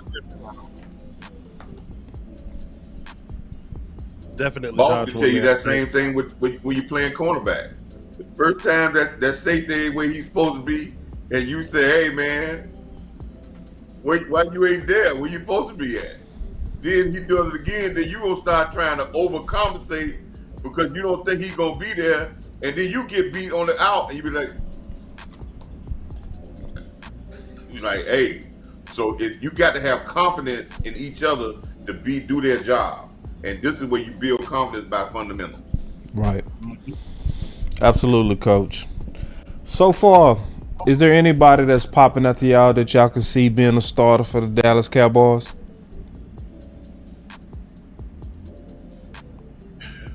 Bahoko doing a good job. Thank you, Coach. Man, you took the words right out my mouth, man. Hold on, let me clap it up. Ooh.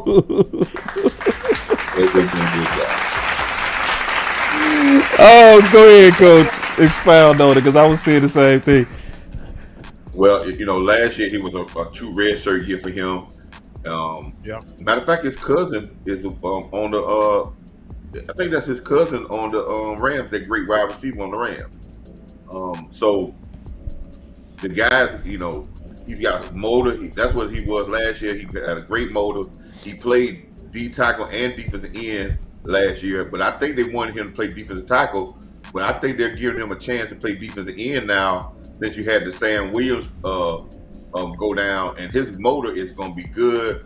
And like I said, we're not looking for him to play a lot of plays and be healthy across the defensive end. 20%. I think a guy coming out like that can really do some work with his motor, because he kept a lineman being a little tired, and that guy come out with that motor and his strength, because he say he's strong. He's one of the stronger players on the team.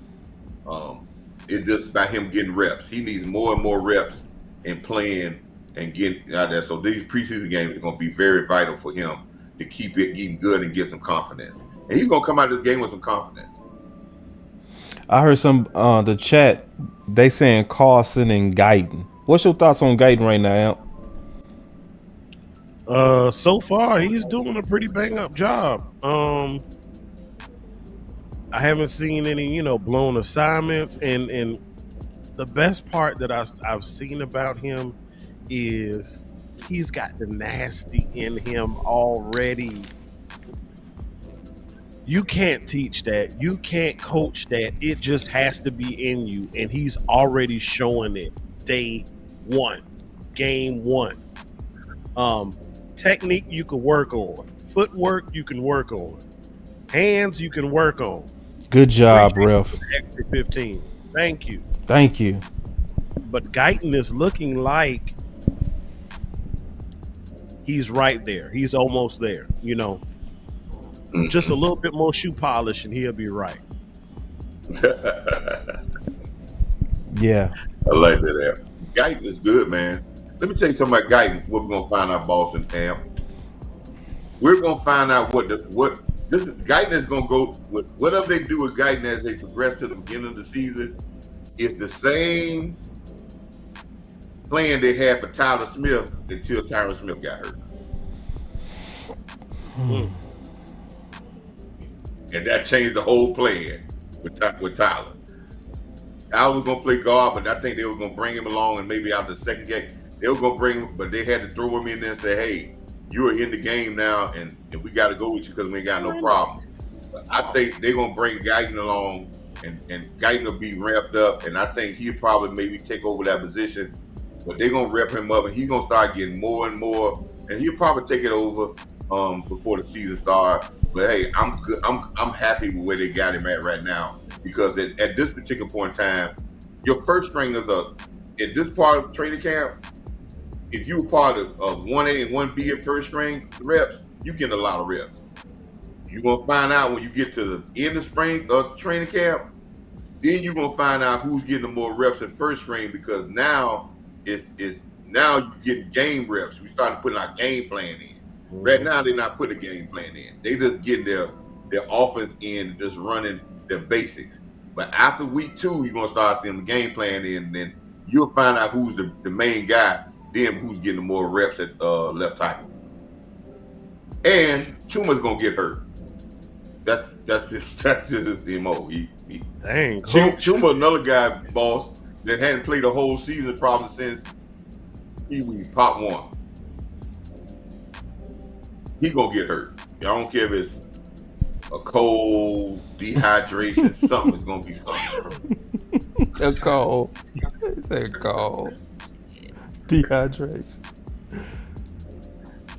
Man, this 4th and 3, boy, I swear. Man, we just threw the ball 3 straight times. God.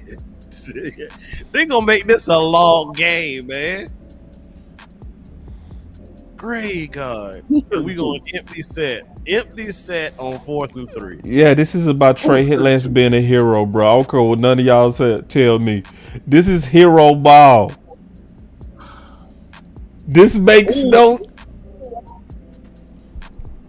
I didn't like the way he fell. Yeah, he felt horrible, but it's okay. He got up. He bounced up.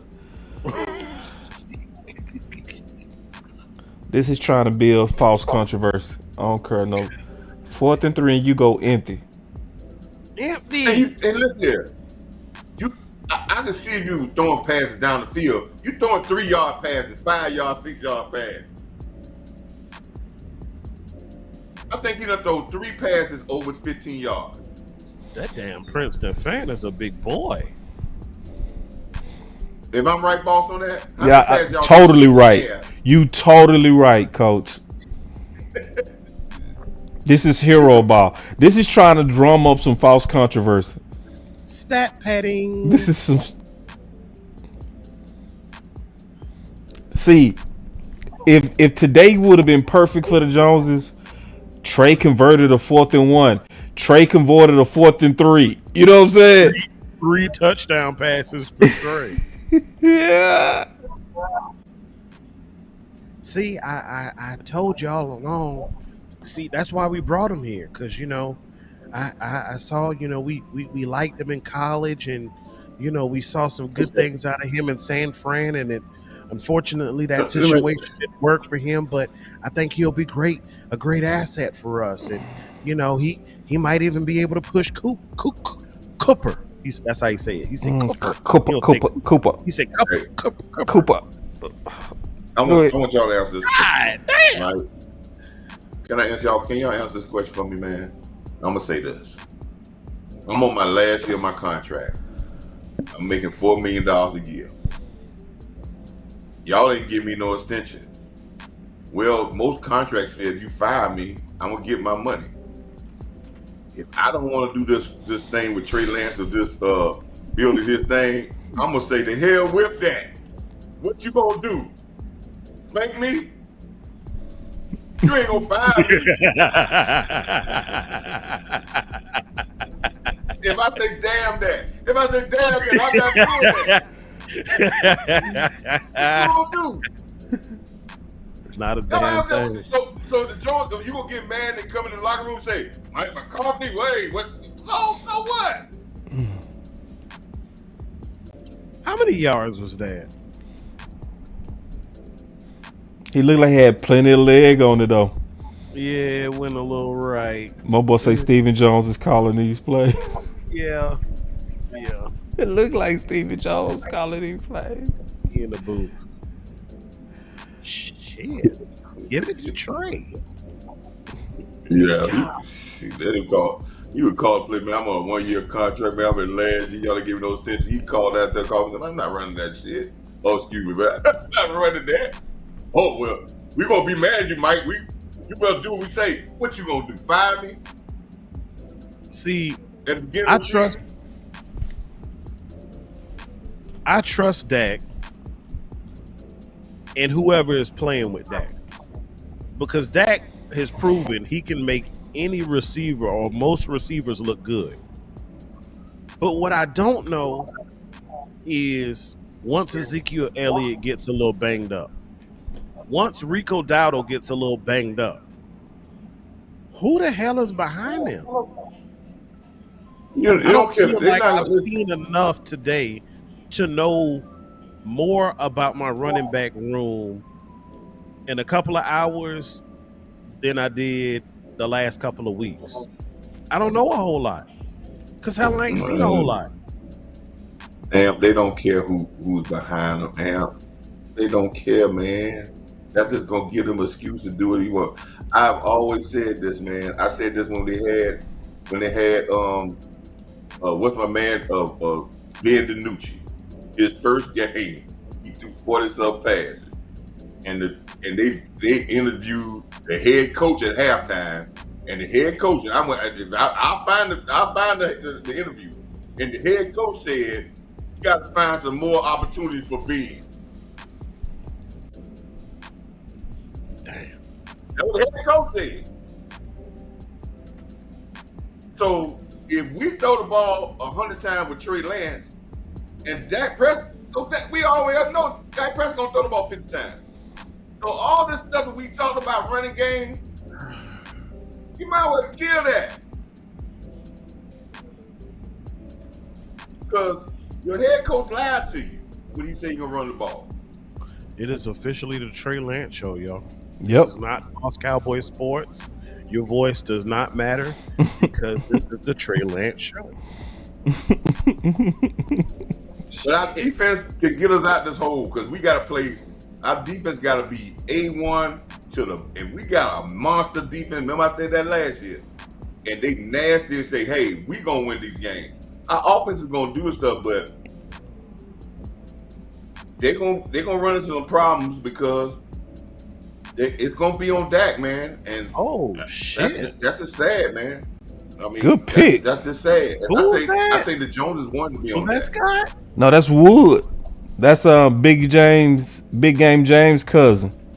No, I know he losing his mind right now. Yeah, that's a good pick too. That's a pick in traffic, man. That's a Michael Vick at BetUS.com. Catch an incredible 125% sign-up bonus on your first 3 deposits, plus 10% gambler's insurance. BetUS, my online sportsbook and casino. This video is brought to you by BetUS Sportsbook and Casino. Yeah, man. So, yeah, BetUS and Casino, man. So, for those of you who watching right now, we definitely suggest that y'all bet with BetUS, where you'll get 125% deposit bonus up to $2,000. We'll put the link in the description, man. Y'all check it out. Party time. Y'all forgot about the party. Is that the safety that Lost was doing well? No, that was that safety out of Nevada. I ain't seen him do anything yet. Not that safety. This one is Big Game James' nephew. Okay. The one that just got the pick. I know Big going crazy. Mm-hmm. Yeah, that's great, man. Yeah, man. Yeah, good for him.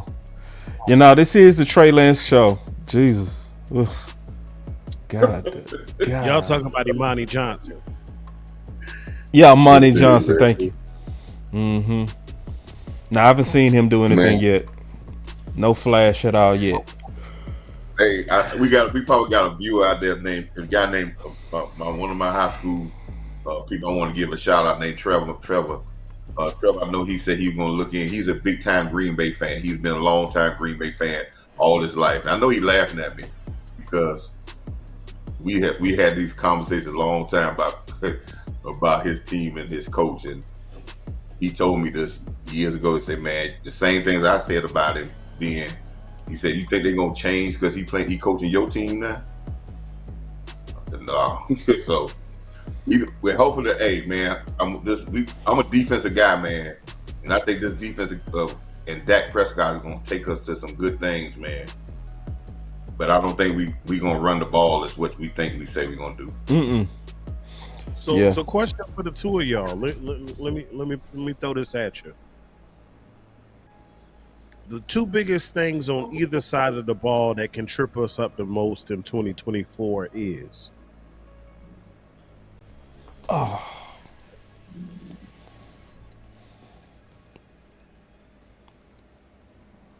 front office.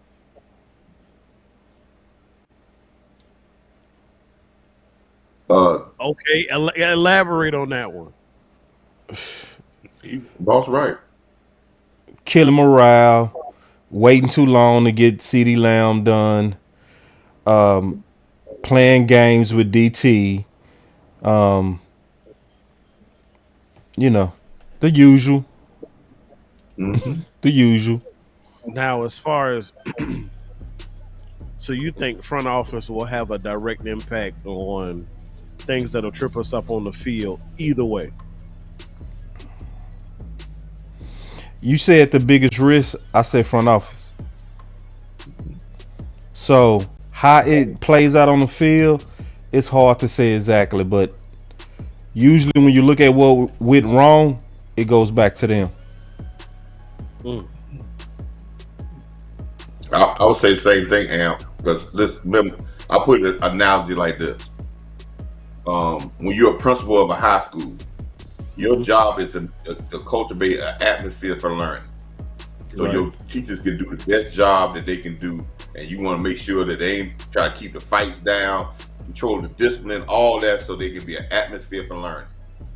I don't think in this off season, by not locking in your guys have given their blood and sweat and tears, all this stuff in the media, 39 guys on 1-year contracts, not giving your coaches even the brand new coaches, you didn't even give them 2 or 3 year contracts. You have cultivated a atmosphere, which already a crazy atmosphere anyway, because you're in Dallas. You didn't cultivate an atmosphere of winning. You cultivate an atmosphere that you think you got people under a fear tactic. But understand this: when you got grown men and you put them in this situation and they know they still gonna get paid by somebody else anyway, they still gonna play. If things go wrong in this season, we have some adversity, it can turn upside down and we can find ourselves not even in the playoffs, even with talent. I.e., Philadelphia had talent, but once the atmosphere got crazy over there, they lost 6 games in a row. Great. So we also, what's yours?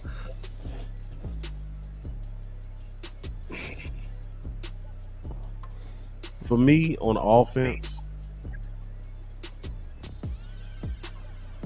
I'm going to say not investing in your running back room. So I guess you could say that could go back to the front office. Yep. And on defense, not taking the shoes serious. I mean, because that position is it's so many other positions on the defense that are dependent upon that one position. You know what I'm saying? Like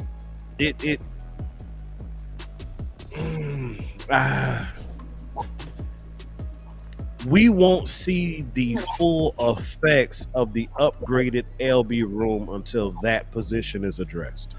I'll say it that way. And see, check this out.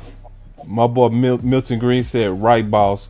Because in the beginning, Jerry said they're going to let Trey throw the ball all over the field in the pocket. So he clearly wants to see him throw it and not run the ball. It is clear. Yep. Yeah, that's why somebody said it right. Stephen Jones play calling. You know, I want to comment what Am said about the defensive tackle spot.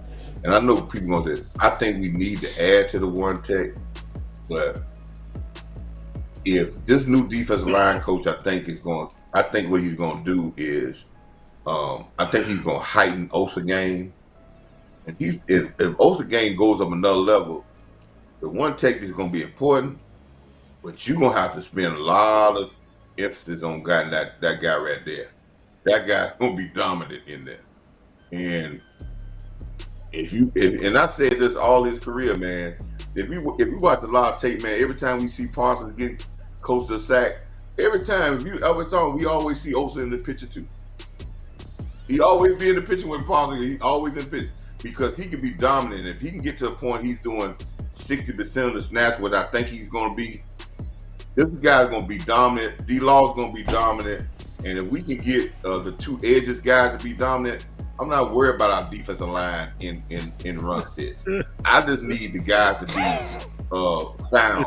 because people did not run the ball up the middle like they just pushed us up the middle when they ran against us. And I keep trying to tell people for the last 3 years, our edges and off tackle was horrible because we had a philosophy of getting to the quarterback and just running up the field.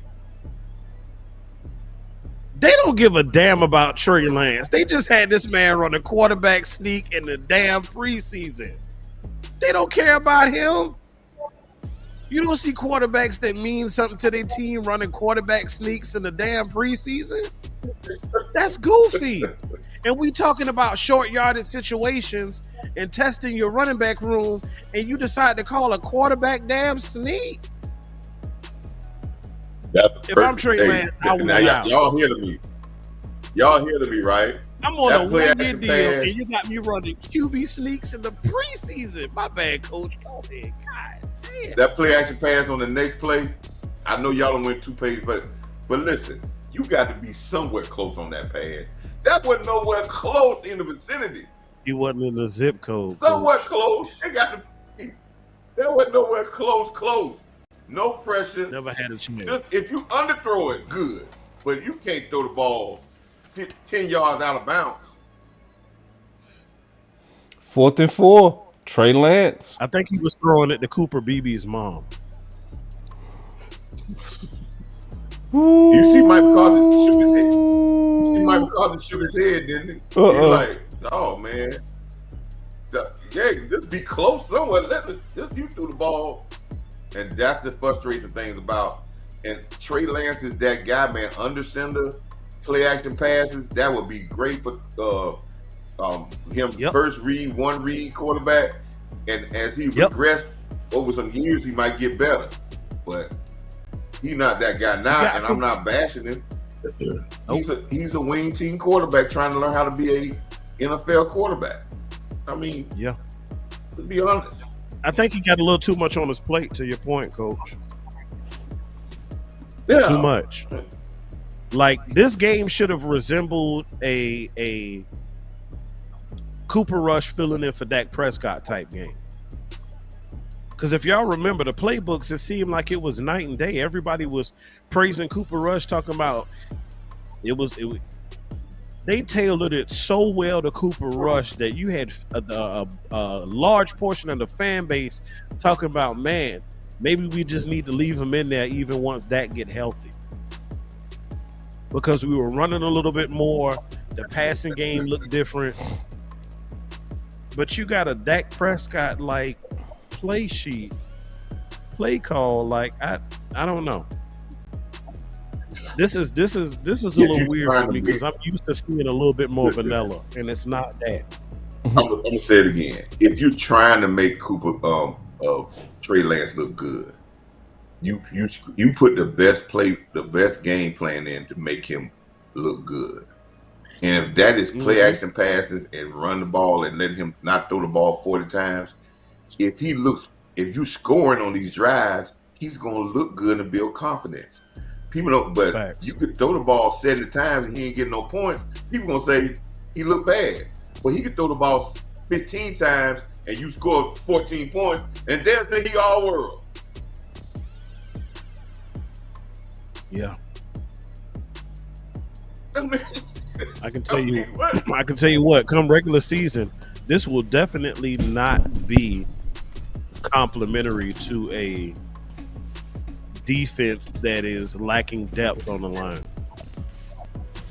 I'll be right back, y'all. I need to go grab me some chicken. I'll be right back. You handle your chicken down.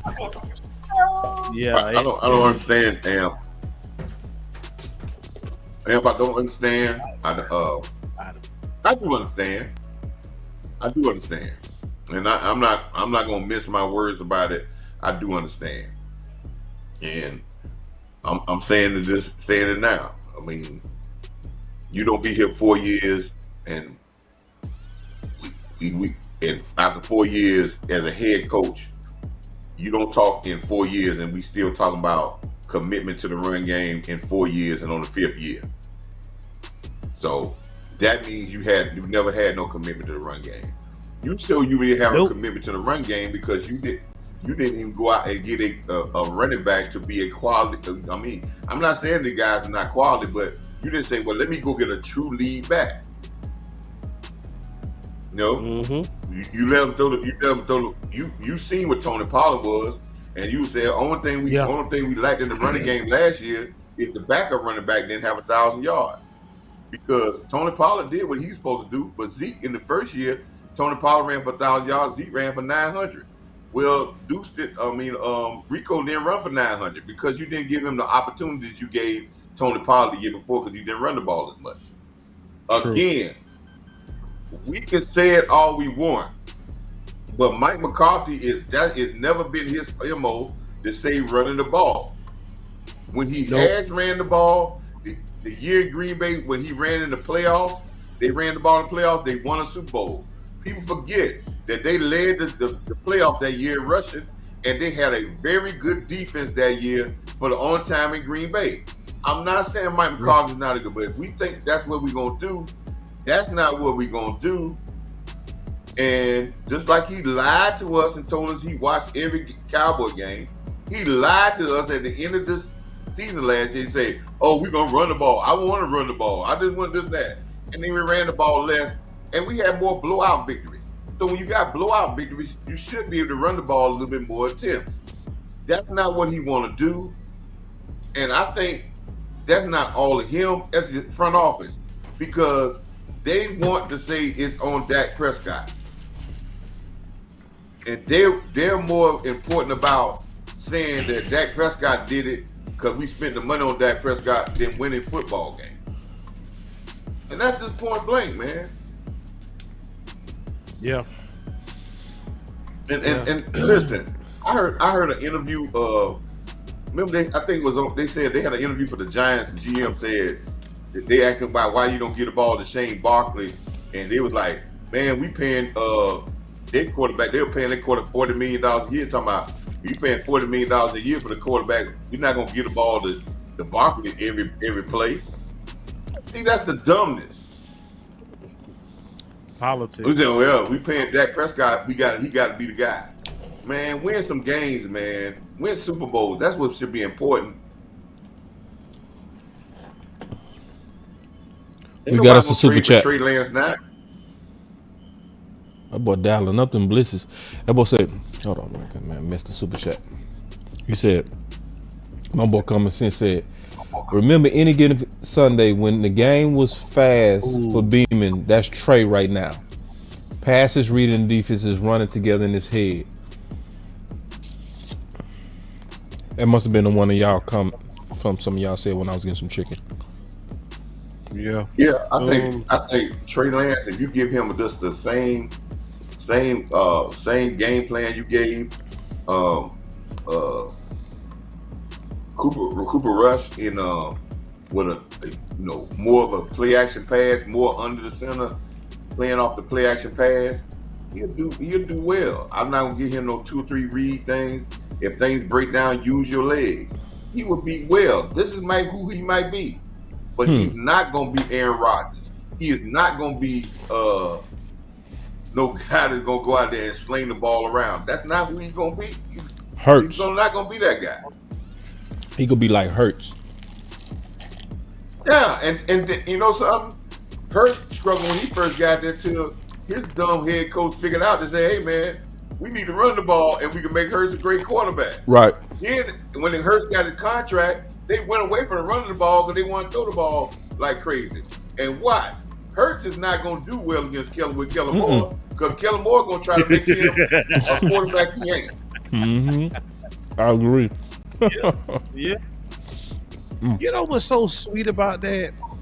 You know, I remember, Boss, when you was doing them shows against the Philly content creators, you know, and you would make the case about Kellen Moore, and they were like, oh, come on, man, y'all making excuses, man. Like, at a certain point, man, you just got the ball, man. You got to play, man.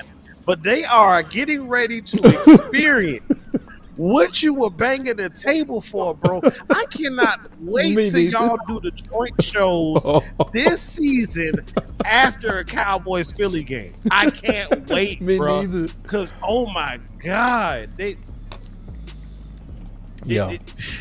You talking about justice has been served? Oh man, that sweet revenge is just waiting. It's just waiting. Check out this. Check out this. Pastor Tao said we missing that 4th round pick, boss.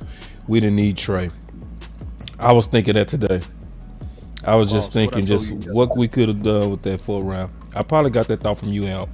You probably put that in my head. It's been in there since you said it. Go ahead, talk about that. I said they screwed. So, Boss and I were talking off the record yesterday, and I said, man, I'm glad you called, because I was in the front before you did. And I said, man, I got pissed off all over again. Because initially, if y'all remember, they have never said this, but it is my honest 100% belief that they brought Trey Lance in here as potential leverage in an upcoming contract for Dak Prescott, right? And so you did that in attempts to, in essence, screw with Dak Prescott. But then on top of that, you've screwed him not once, but you screwed him twice. You've killed 2 birds with 1 stone, because not only did you bring somebody in to try and shake and rattle him, but you also took away a very valuable asset in a potential running back that we could have got in the draft this year. Coach, so you lost out 2 times with 1 decision. Yeah. I didn't mean to cut you off. They say Chuma hurt. That ain't funny, Coach. Coach said it though. Told you that, man. Coach said, what you say is gonna be? What you say? It's gonna be something. You either have a leg, an ankle, dehydration, a cold. Dehydration. Well, the first year we talking about he had passed out, that he was dehydrated. It's gonna be something. Trey Lance, I you get greedy. I mean, that's just who he is, and that's why. Listen, Schumer's a backup that they signed for $1 million. Now, if you thought that they want this, listen, I'll put it like this: if you can get 2 or 3 stars out of Schumer, if he played like he played last year for $1 million, man, that's a bargain. A lineman for $1 million to play. And listen, he ain't played that bad, but we're not talking about all world. But for $1 million, that's a bargain, man.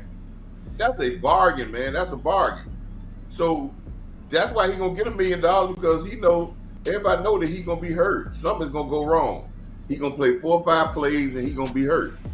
So Guyton and Richardson gonna get a lot of playing time. So I don't think we need to worry about that, and don't need to worry about the reps he's getting. He's getting efficient reps in there in practice, because right now they're splitting the first team reps.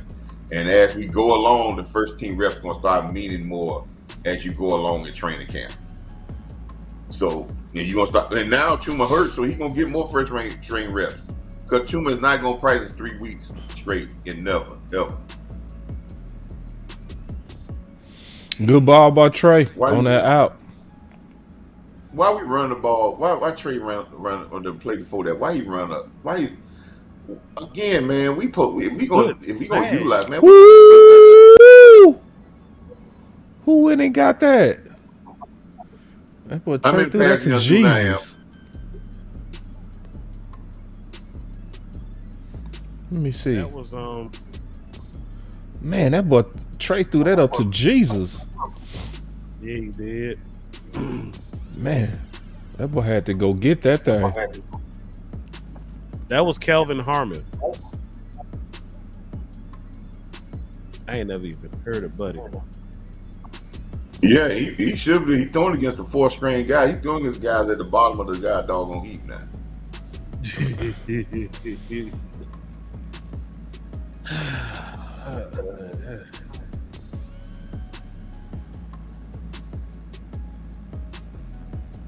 They're not even attempting to run the ball no more. Yeah, Coach. I think they've been done with running the ball since Trey got in the game. For real. How many? I would love to know how many passing attempts Trey got right now. He got to be over 4. Man, that boy throwing it up to the Lord. Boy, that boy. Yeah. Herman got to go get them things, bro. He gonna get somebody hurt. 23 or 36. 36. This ball it ain't hit 200 yards times. yet. It ain't through it 200 yards yet. And listen, I'm gonna say something about the running game. Have we seen any running play other than the quarterback running outside? Nope. So did they change anything with the running game? I mean, I can't say. The way they calling the game, it don't look like it, but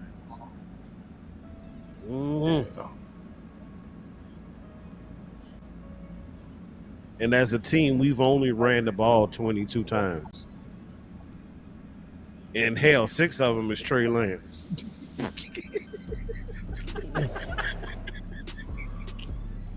Man, ain't no way McCarthy that's stupid, man. It's got to be Stephen Jones, man. It just ain't no way. This is just trying to put on a showcase for Trent. Ain't no way. Hey, man. Hey, you know something? Jerry say, well, you know, we got to run the ball, stop the run, and run the ball. That's what we need to do.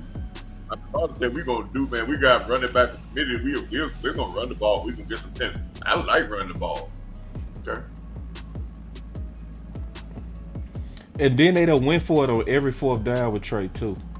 Every. Yeah. This is a showcase. This is a showcase of Trey, man. God, dog. This has nothing to do with winning. Catch the ball. Oh. They're trying to trade. Maybe trying to trade him. Maybe. Because they showcasing him, coach. Need to do something. Go for it. You've been going for it. Go for it again. That's that bullshit. See, God. Yeah, go for it. Oh, they gonna kick it now. Oh, y'all gonna kick it. Okay. And we close. Brandon Aubrey don't need no damn practice.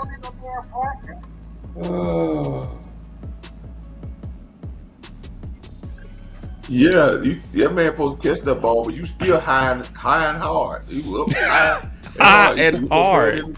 Pause. Oh yeah, but hey, sound like a Saturday night to me, baby. High and hard. Saturday night. Saturday night, I was high and hard. Oh, that's a drop.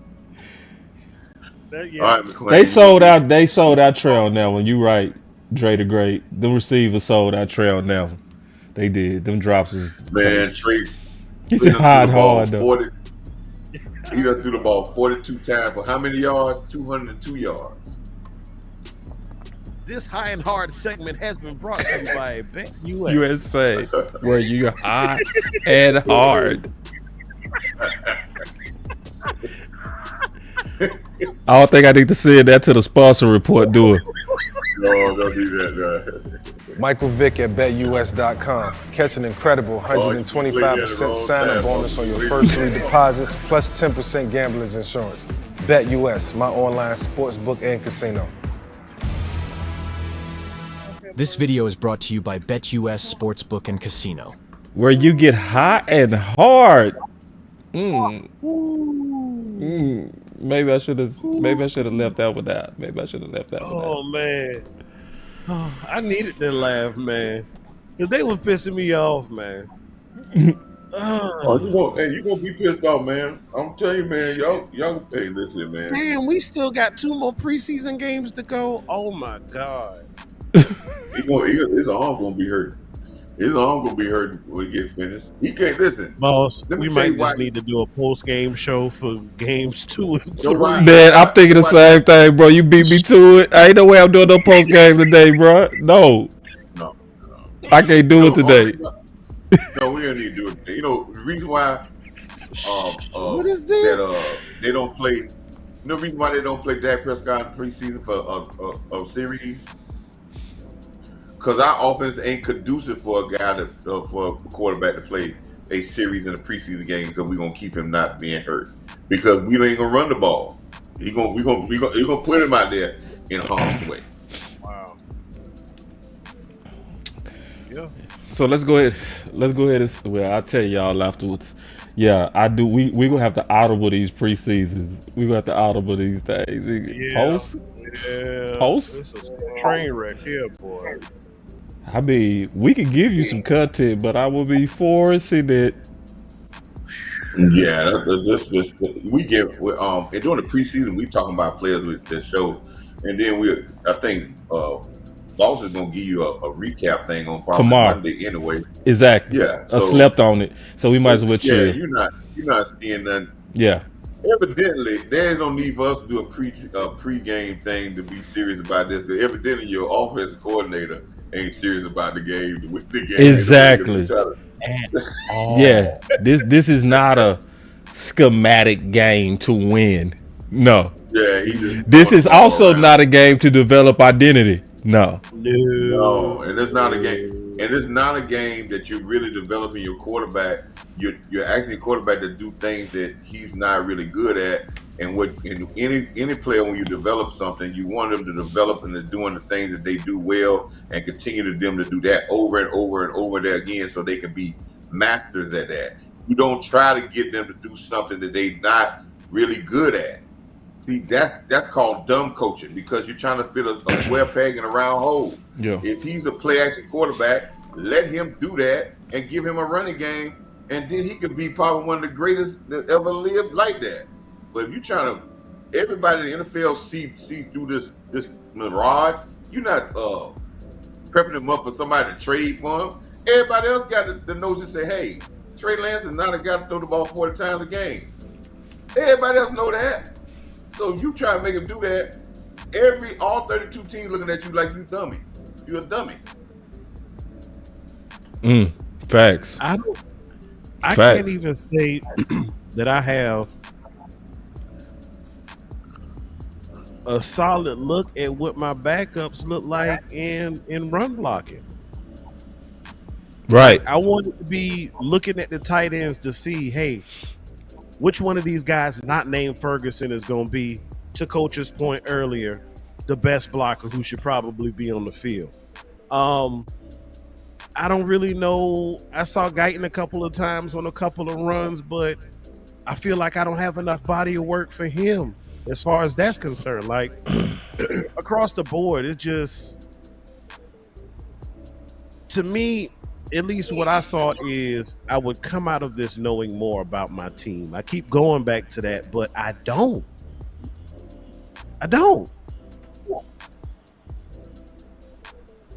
I think the day we find out that some guys can block and some guys can tackle, and Trey Lance is okay throwing the ball.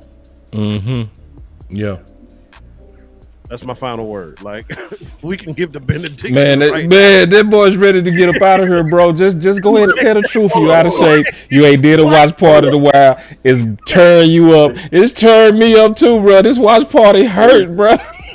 God. Hold up, man. I got push back on your amp. I got push back on your amp. Amp, I got push back, right? We ain't learned Trey Lance can throw the ball. He threw the ball 40 times with less than 200 yards. I can get somebody else to do that, man. That ain't showing me no arm talent. He's throwing 4-yard passes. He said okay. He don't forget he said okay, Coach. I said okay.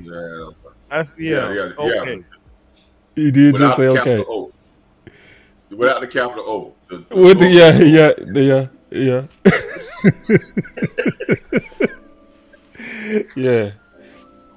Yeah, we got to get in shape too, y'all. Y'all keep in mind, these watch parties, we are in front of y'all for like 5 hours. You know, so it take a while to kind of get used to it, because usually you go get up and get something to drink or whatever your preference of fun is. Be around here high and hard. 31 having a decent game. What's 31 play? What position he play? Corner. He having a decent game. Who's that? I don't know who it is. He playing good though. Josh Butler. Josh Butler having a good game. Butler was on the team. He been on the team last year. Butler been around for a minute. Yeah. They've been keeping him around, so they see something in him. Yeah. I'm liking Butler. He gave up, I think, 1 conversion, but other than that, he been solid. Yeah, and Pastor Taft, he say, boss, I like the defense though. I like the defense too, except the secondary. Oh, another pick! Oh, we getting the ball. We getting the ball. Say Zimmer, don't be confusing them balls like that, Zimmer. Zimmer, I gotta take one of these now. This is where you take that break.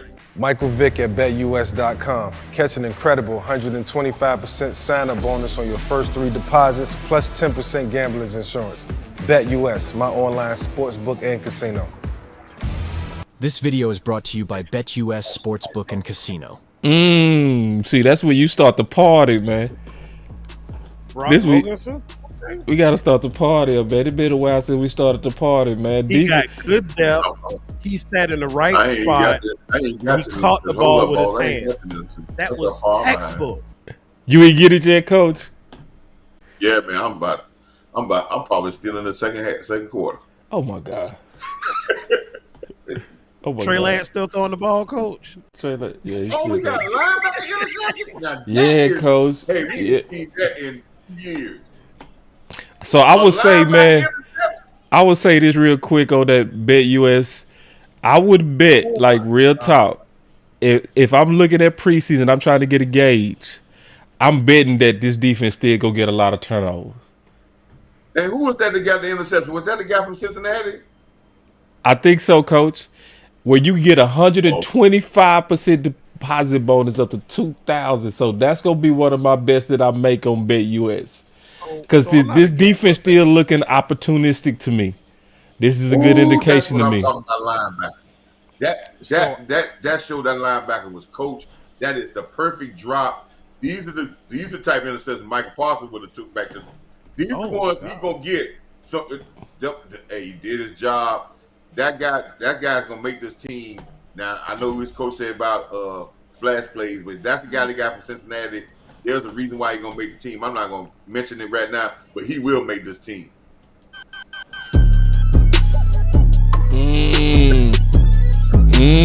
Coach, you gotta reveal the secret, Coach. You can't just let that out like that. You gotta reveal the secret. We got time, Coach. I want to hear it. Because he's a veteran guy from Cincinnati. Played well. He's a good guy, and I think he reminded him of LVE.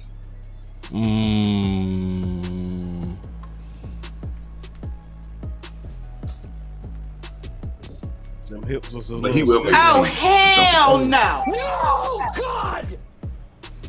No! Brock God, Mogensen? No! Okay. Why we run the ball with a wide receiver?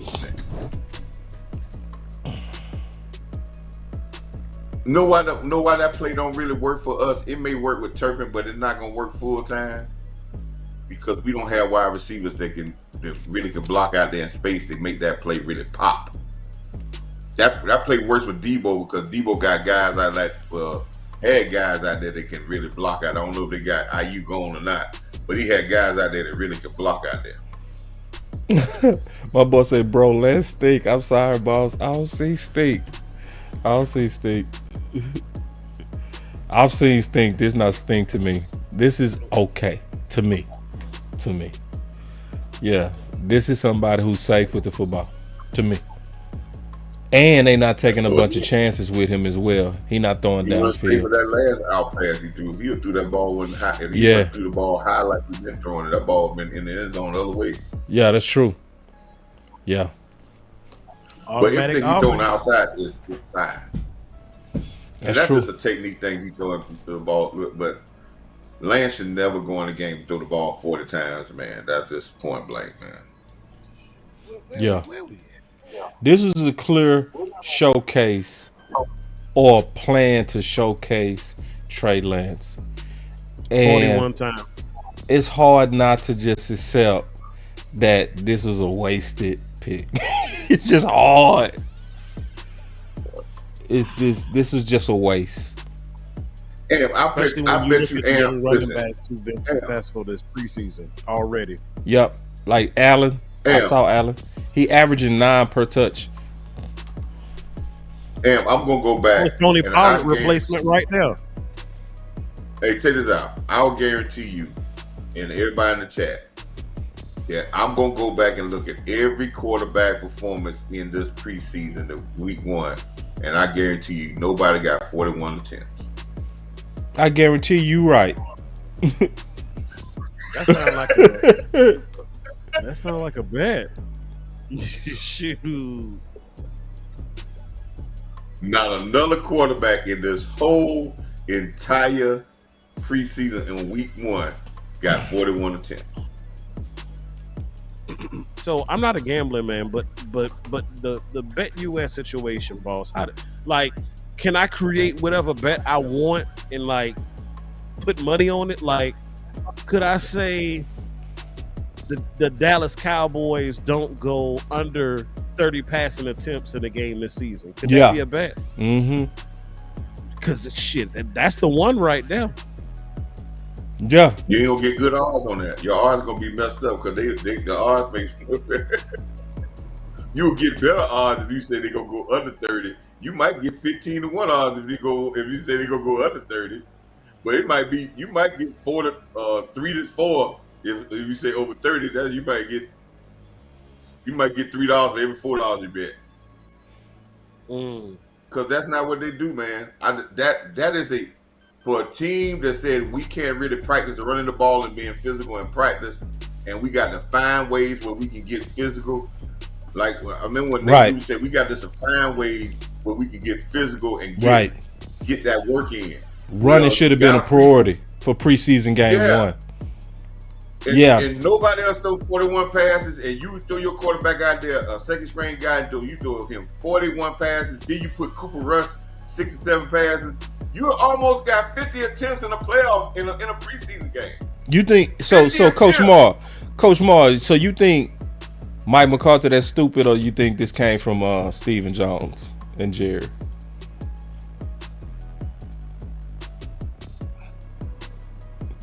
You crazy, Coach? Coach, ain't no way. Ain't no way.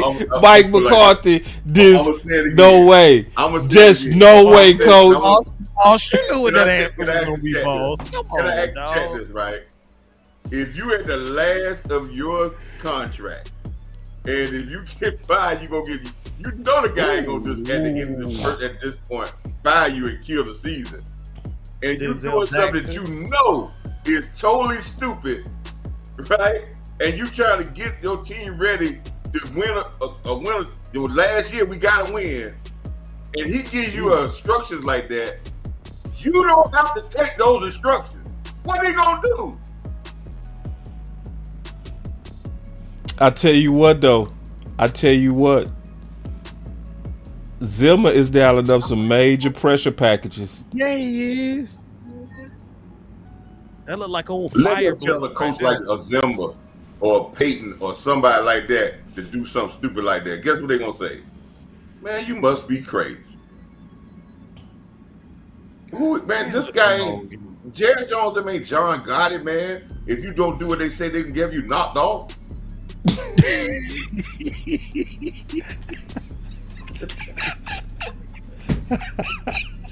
Coach, you know that man trying to keep his damn job. You know he trying to keep his job, Coach. Yeah, have a heart, Coach. Okay, all right. My friend, hold up. I'm gonna ask y'all this question. He's trying to keep his job so he can keep his money, right? He ain't making no money. I know where you going, Coach. No. But this still, he trying to make. When he get fired, he still gonna get his money.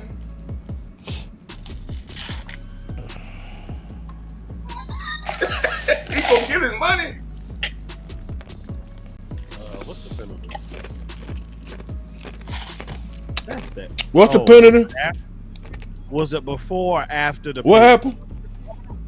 They said holding on the defense. On who? I ain't had the volume turned. I don't know. 31. That ain't no hole. Yeah, that's a hole. I just had to keep watching. Yeah, that was a hole. Man, this has been probably the most boring 40 passing attempts I have ever witnessed in the game. Like, no, really saying so. God Hey, let me tell you something. He ain't even throwing really picks, so it's not like, ooh, he threw a pick. Hold on, Coach Marv. Coach Marv, we miss football and Elp ready to turn it off. I do. I miss it. Hey, Am, I'm gonna give you a scenario. Am, boss, I'm gonna tell you who's saying something about this. You know who's saying something? Kellen Zimmer. I'm gonna tell you what's going through Zimmer mind. Damn, DQ, this what you had to go through? Ooh. I need my defense to be tested. We ever gonna get a rest? We gonna have to play 75 plays a game because they gonna toss it around every 5 That's why minutes. I said earlier, it's not complimentary football. Mozzie better whip his ass in shape. Shit. Get your ass back out there. Hey man, after you get to the second half, know what your objective is now? Let's get out of this and be healthy. So we done got to a point now we say, hey man, let's slow this down so we got him be healthy. We done got enough thing in. The thing right now is to stay healthy with some of these guys and let's get out the back door. But no. Keep throwing it around. Run a draw. Run the quarterback reverse. We are patiently awaiting yet another magical mojo moment. Oh yeah, the mojo. What's a watermelon? God, Coach. Man, he keep on smashing on Mike McCarthy. Explodes, boy. Coach, could it be possible that your barbershop partner just soured you? That he turned you against Mike? And This thing that I'm talking about, Mike, that was my thing when I told you my best friend, man. That's the thing that I used to tell him about Mike McCarthy did. And we had always said, if you look back at his Green Bay history, when Green Bay played against physical teams like San Francisco, Seattle, they struggled. Dude, God damn. That's just point blank. They struggled against physical teams. And then he laughed at me again. I said, well, Dan Quinn is in at Washington. He said, well, Dan Quinn got to his Super Bowl by beating Mike McCarthy by 20 points. All right, damn it. Take a lead. Shit. Run the clock out.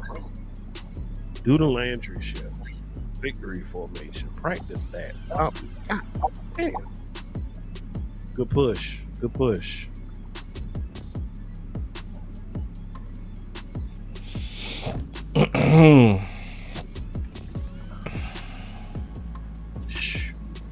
The Stetson Bennett show too, because he done been out there all game just about. Stetson Bennett, yeah, he back. The Rams, he came back this year. He had some problems, but they brought him back. I think he had to go to rehab, but I think he's back and trying to make this team. You said he was where? He had to go to rehab, man. He had a little problem with because he was high and hard. He had a drinking.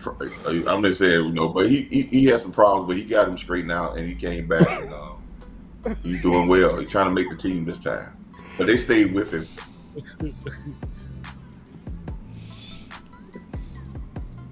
I liked him. I wanted the Cowboys to draft him. I didn't know when he came out of Georgia. I thought it would be a good draft book. But I'm kind of glad we didn't draft him. But think about it, man. That 4th round draft pick, hey man, think about what quarterback got drafted late this year in the draft. We could have drafted a good quarterback this year. We ain't had to give him a 4th round pick. That 4th round pick could have been a quarterback this year. Coach, you realize what you just said, right? Huh? You realize what you just said, right? Got drafted late, didn't it? Coach, you realize what you just said? What? You made the implication that the Dallas Cowboys can draft a good quarterback. When have they done that, sir? Outside of a first pick. Well, yeah, Dallas gonna draft. Get up. See, Dallas is the quintessential. I'm glad his legs are moving. Hey, Dallas is the Lucky Charms when it comes to quarterbacks. They the lucky charms when it comes to quarterbacks. Danny White was not a first. I think he was a late round draft pick. He turned out to be a great quarterback for Cowboys. Tony Romo was an undrafted free agent, a great quarterback for Cowboys. And Dak Prescott was a 4th round draft pick, outstanding quarterback for the Dallas Cowboys. Cowboys don't usually have to go to 1st round draft picks to get great quarterbacks. They get lucky really good. But sometimes I think they try to look too much because they think that's supposed to work. But they've been very fortunate. Yep. I think his neck snapped a little bit when 53 came over the top. Yeah, I'm glad he was moving his legs. I mean, it wasn't spinal, you know? Yeah. And the guy was already going to the ground. I mean, I don't know. That's the last play. They're going to probably kneel the ball from now on. So let's go ahead and give our final words, man. This our first time back in a while. Shoot, we got to get our preseason. We got to get in shape too. Yeah. So the watch party, man, presented by BetUS, new sponsor of Boss Cowboy Sports, where we definitely believe you should bet on yourself. And if you decide to jump in the game to where you're making bets and intelligent bets, BetUS will match you a deposit bonus up to $2,000.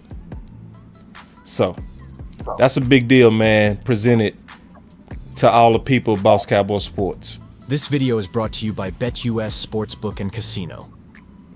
So let's give our thoughts real quick. Who want to go first? I'll go first. Hey man, good to be back with y'all, man. But good back to be Cowboy Nation, man. We're gonna be ramping some things up, man, as we get closer to the cut down day. We're gonna dig into this thing a little bit deeper by watching this game over again and dig into this, some of the players, some of the Pacific players like Guyton and Fojoko and all those guys. But again, man, this is not going to be about the X's and O's of players, fellas. Hoping we can get these people like CeeDee Lamb signed and Dak signed. Right. But this year is going to be about between the ears, man. How are we going to be mentality wise between the ears? And has Mike McCarthy changed the mentality of this team, not being always on the grind, not getting too lax when they win, and have a sense of toughness and grind to be a grind them out team in the playoffs, which you need to have to win. Not a good showing for 50 passes in your first game when nobody else in the league is doing that. I don't understand that, but it's not going to be talked about much because the fan base wants to throw the ball anyway. Until run game gets us in trouble when we out the playoff, then we'll start talking about running the game. So it's best to start talking about it right now. But thank you, boss. Thank you, Am, man. We back, getting back in. We exercising ourselves to get back together, man. And we gonna be ready, man. But like I said, good first game, man. Yeah, appreciate it, man. It is good to be back with the ABC. So we even got a new show name called ABC's Amp, Boss, and Coach. So that's a dope name. Of course, Amp came up with that, man. But I think y'all the dream team. I mean that, because I'm on Twitter a lot, right? And you always see people on Twitter say, follow these people for the best Cowboys content, and they'll list their favorites. And I was thinking to myself, if I'm being honest, my favorite people to talk football with don't have channels or have up and coming channels. And I mean that. Wee Woo, my boy Blackwell, right? Talk ball with him all the time. Coach Marv talk ball with him all the time. Amp talk ball with him all the time. You know, the people that I have are like the best, in my opinion, discussions with are people that don't have channels or up and coming channels. So, like my boy Amp. So y'all make sure y'all follow Amp, cause he go get the final words. He go tell you where to find him. But I appreciate y'all rocking the watch party. It's gonna get better and better. You know, like this is our first one in a minute. We also had the preseason show. We did us about a 20-minute show. So if y'all chilling, go check that out. We was gonna do a post game. Obviously, I'm gonna push that to tomorrow and give me some time to sleep on this game and go watch some film and maybe try to catch some things that I didn't catch. But I got a lot already, trust me, football wise, that I'm ready to discuss. I promise you I could do a post game right now. I saw a lot. I got some good takes based on what I saw that maybe not a lot of people go talk about, but I guarantee you I saw some things. Me and Coach Marv saw some things like Fioku. Like, to me, he showed some of the best flash today between playing a 3 and the defensive end that made me excited. Eric Scott, we'll talk about you later, but those are my final words. Good job. Come on, fellas. Hey, Amp, I just want to, let's make this stop, fellas. I'll wait. Let's see if we get this stop. Pride right here, baby. Let's win this game. I like the push. Nope. All right, it's down to this. You got one more. Got one more. Then we got our final words. I'm out. I'm gonna tell y'all before we end this though. Right now, the best part of the of this preseason game number 1 watch party, hands down, has been doing it with the guys on either side of me. Boss, Coach Marv. I really missed this. Obviously, the last time we did this, it was a very bad taste left in our mouths. Yeah. But nonetheless, we are pressing forward, moving on to this season, looking for a different outcome. Oh, come God. on. Come on, big boy. Coach Marv, we should have just cut the stream off.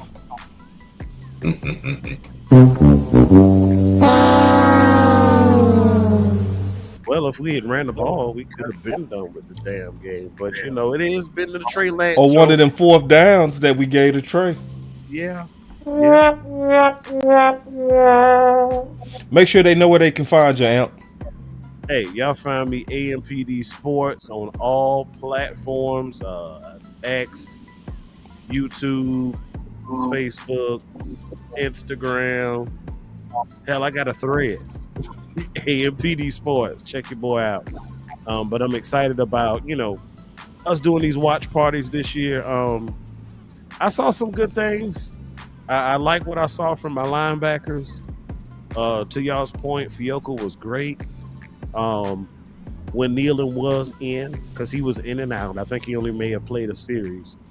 But when he was in, I saw him doing some good things on that line. There is some promise. I'm going to go ahead and say this, though.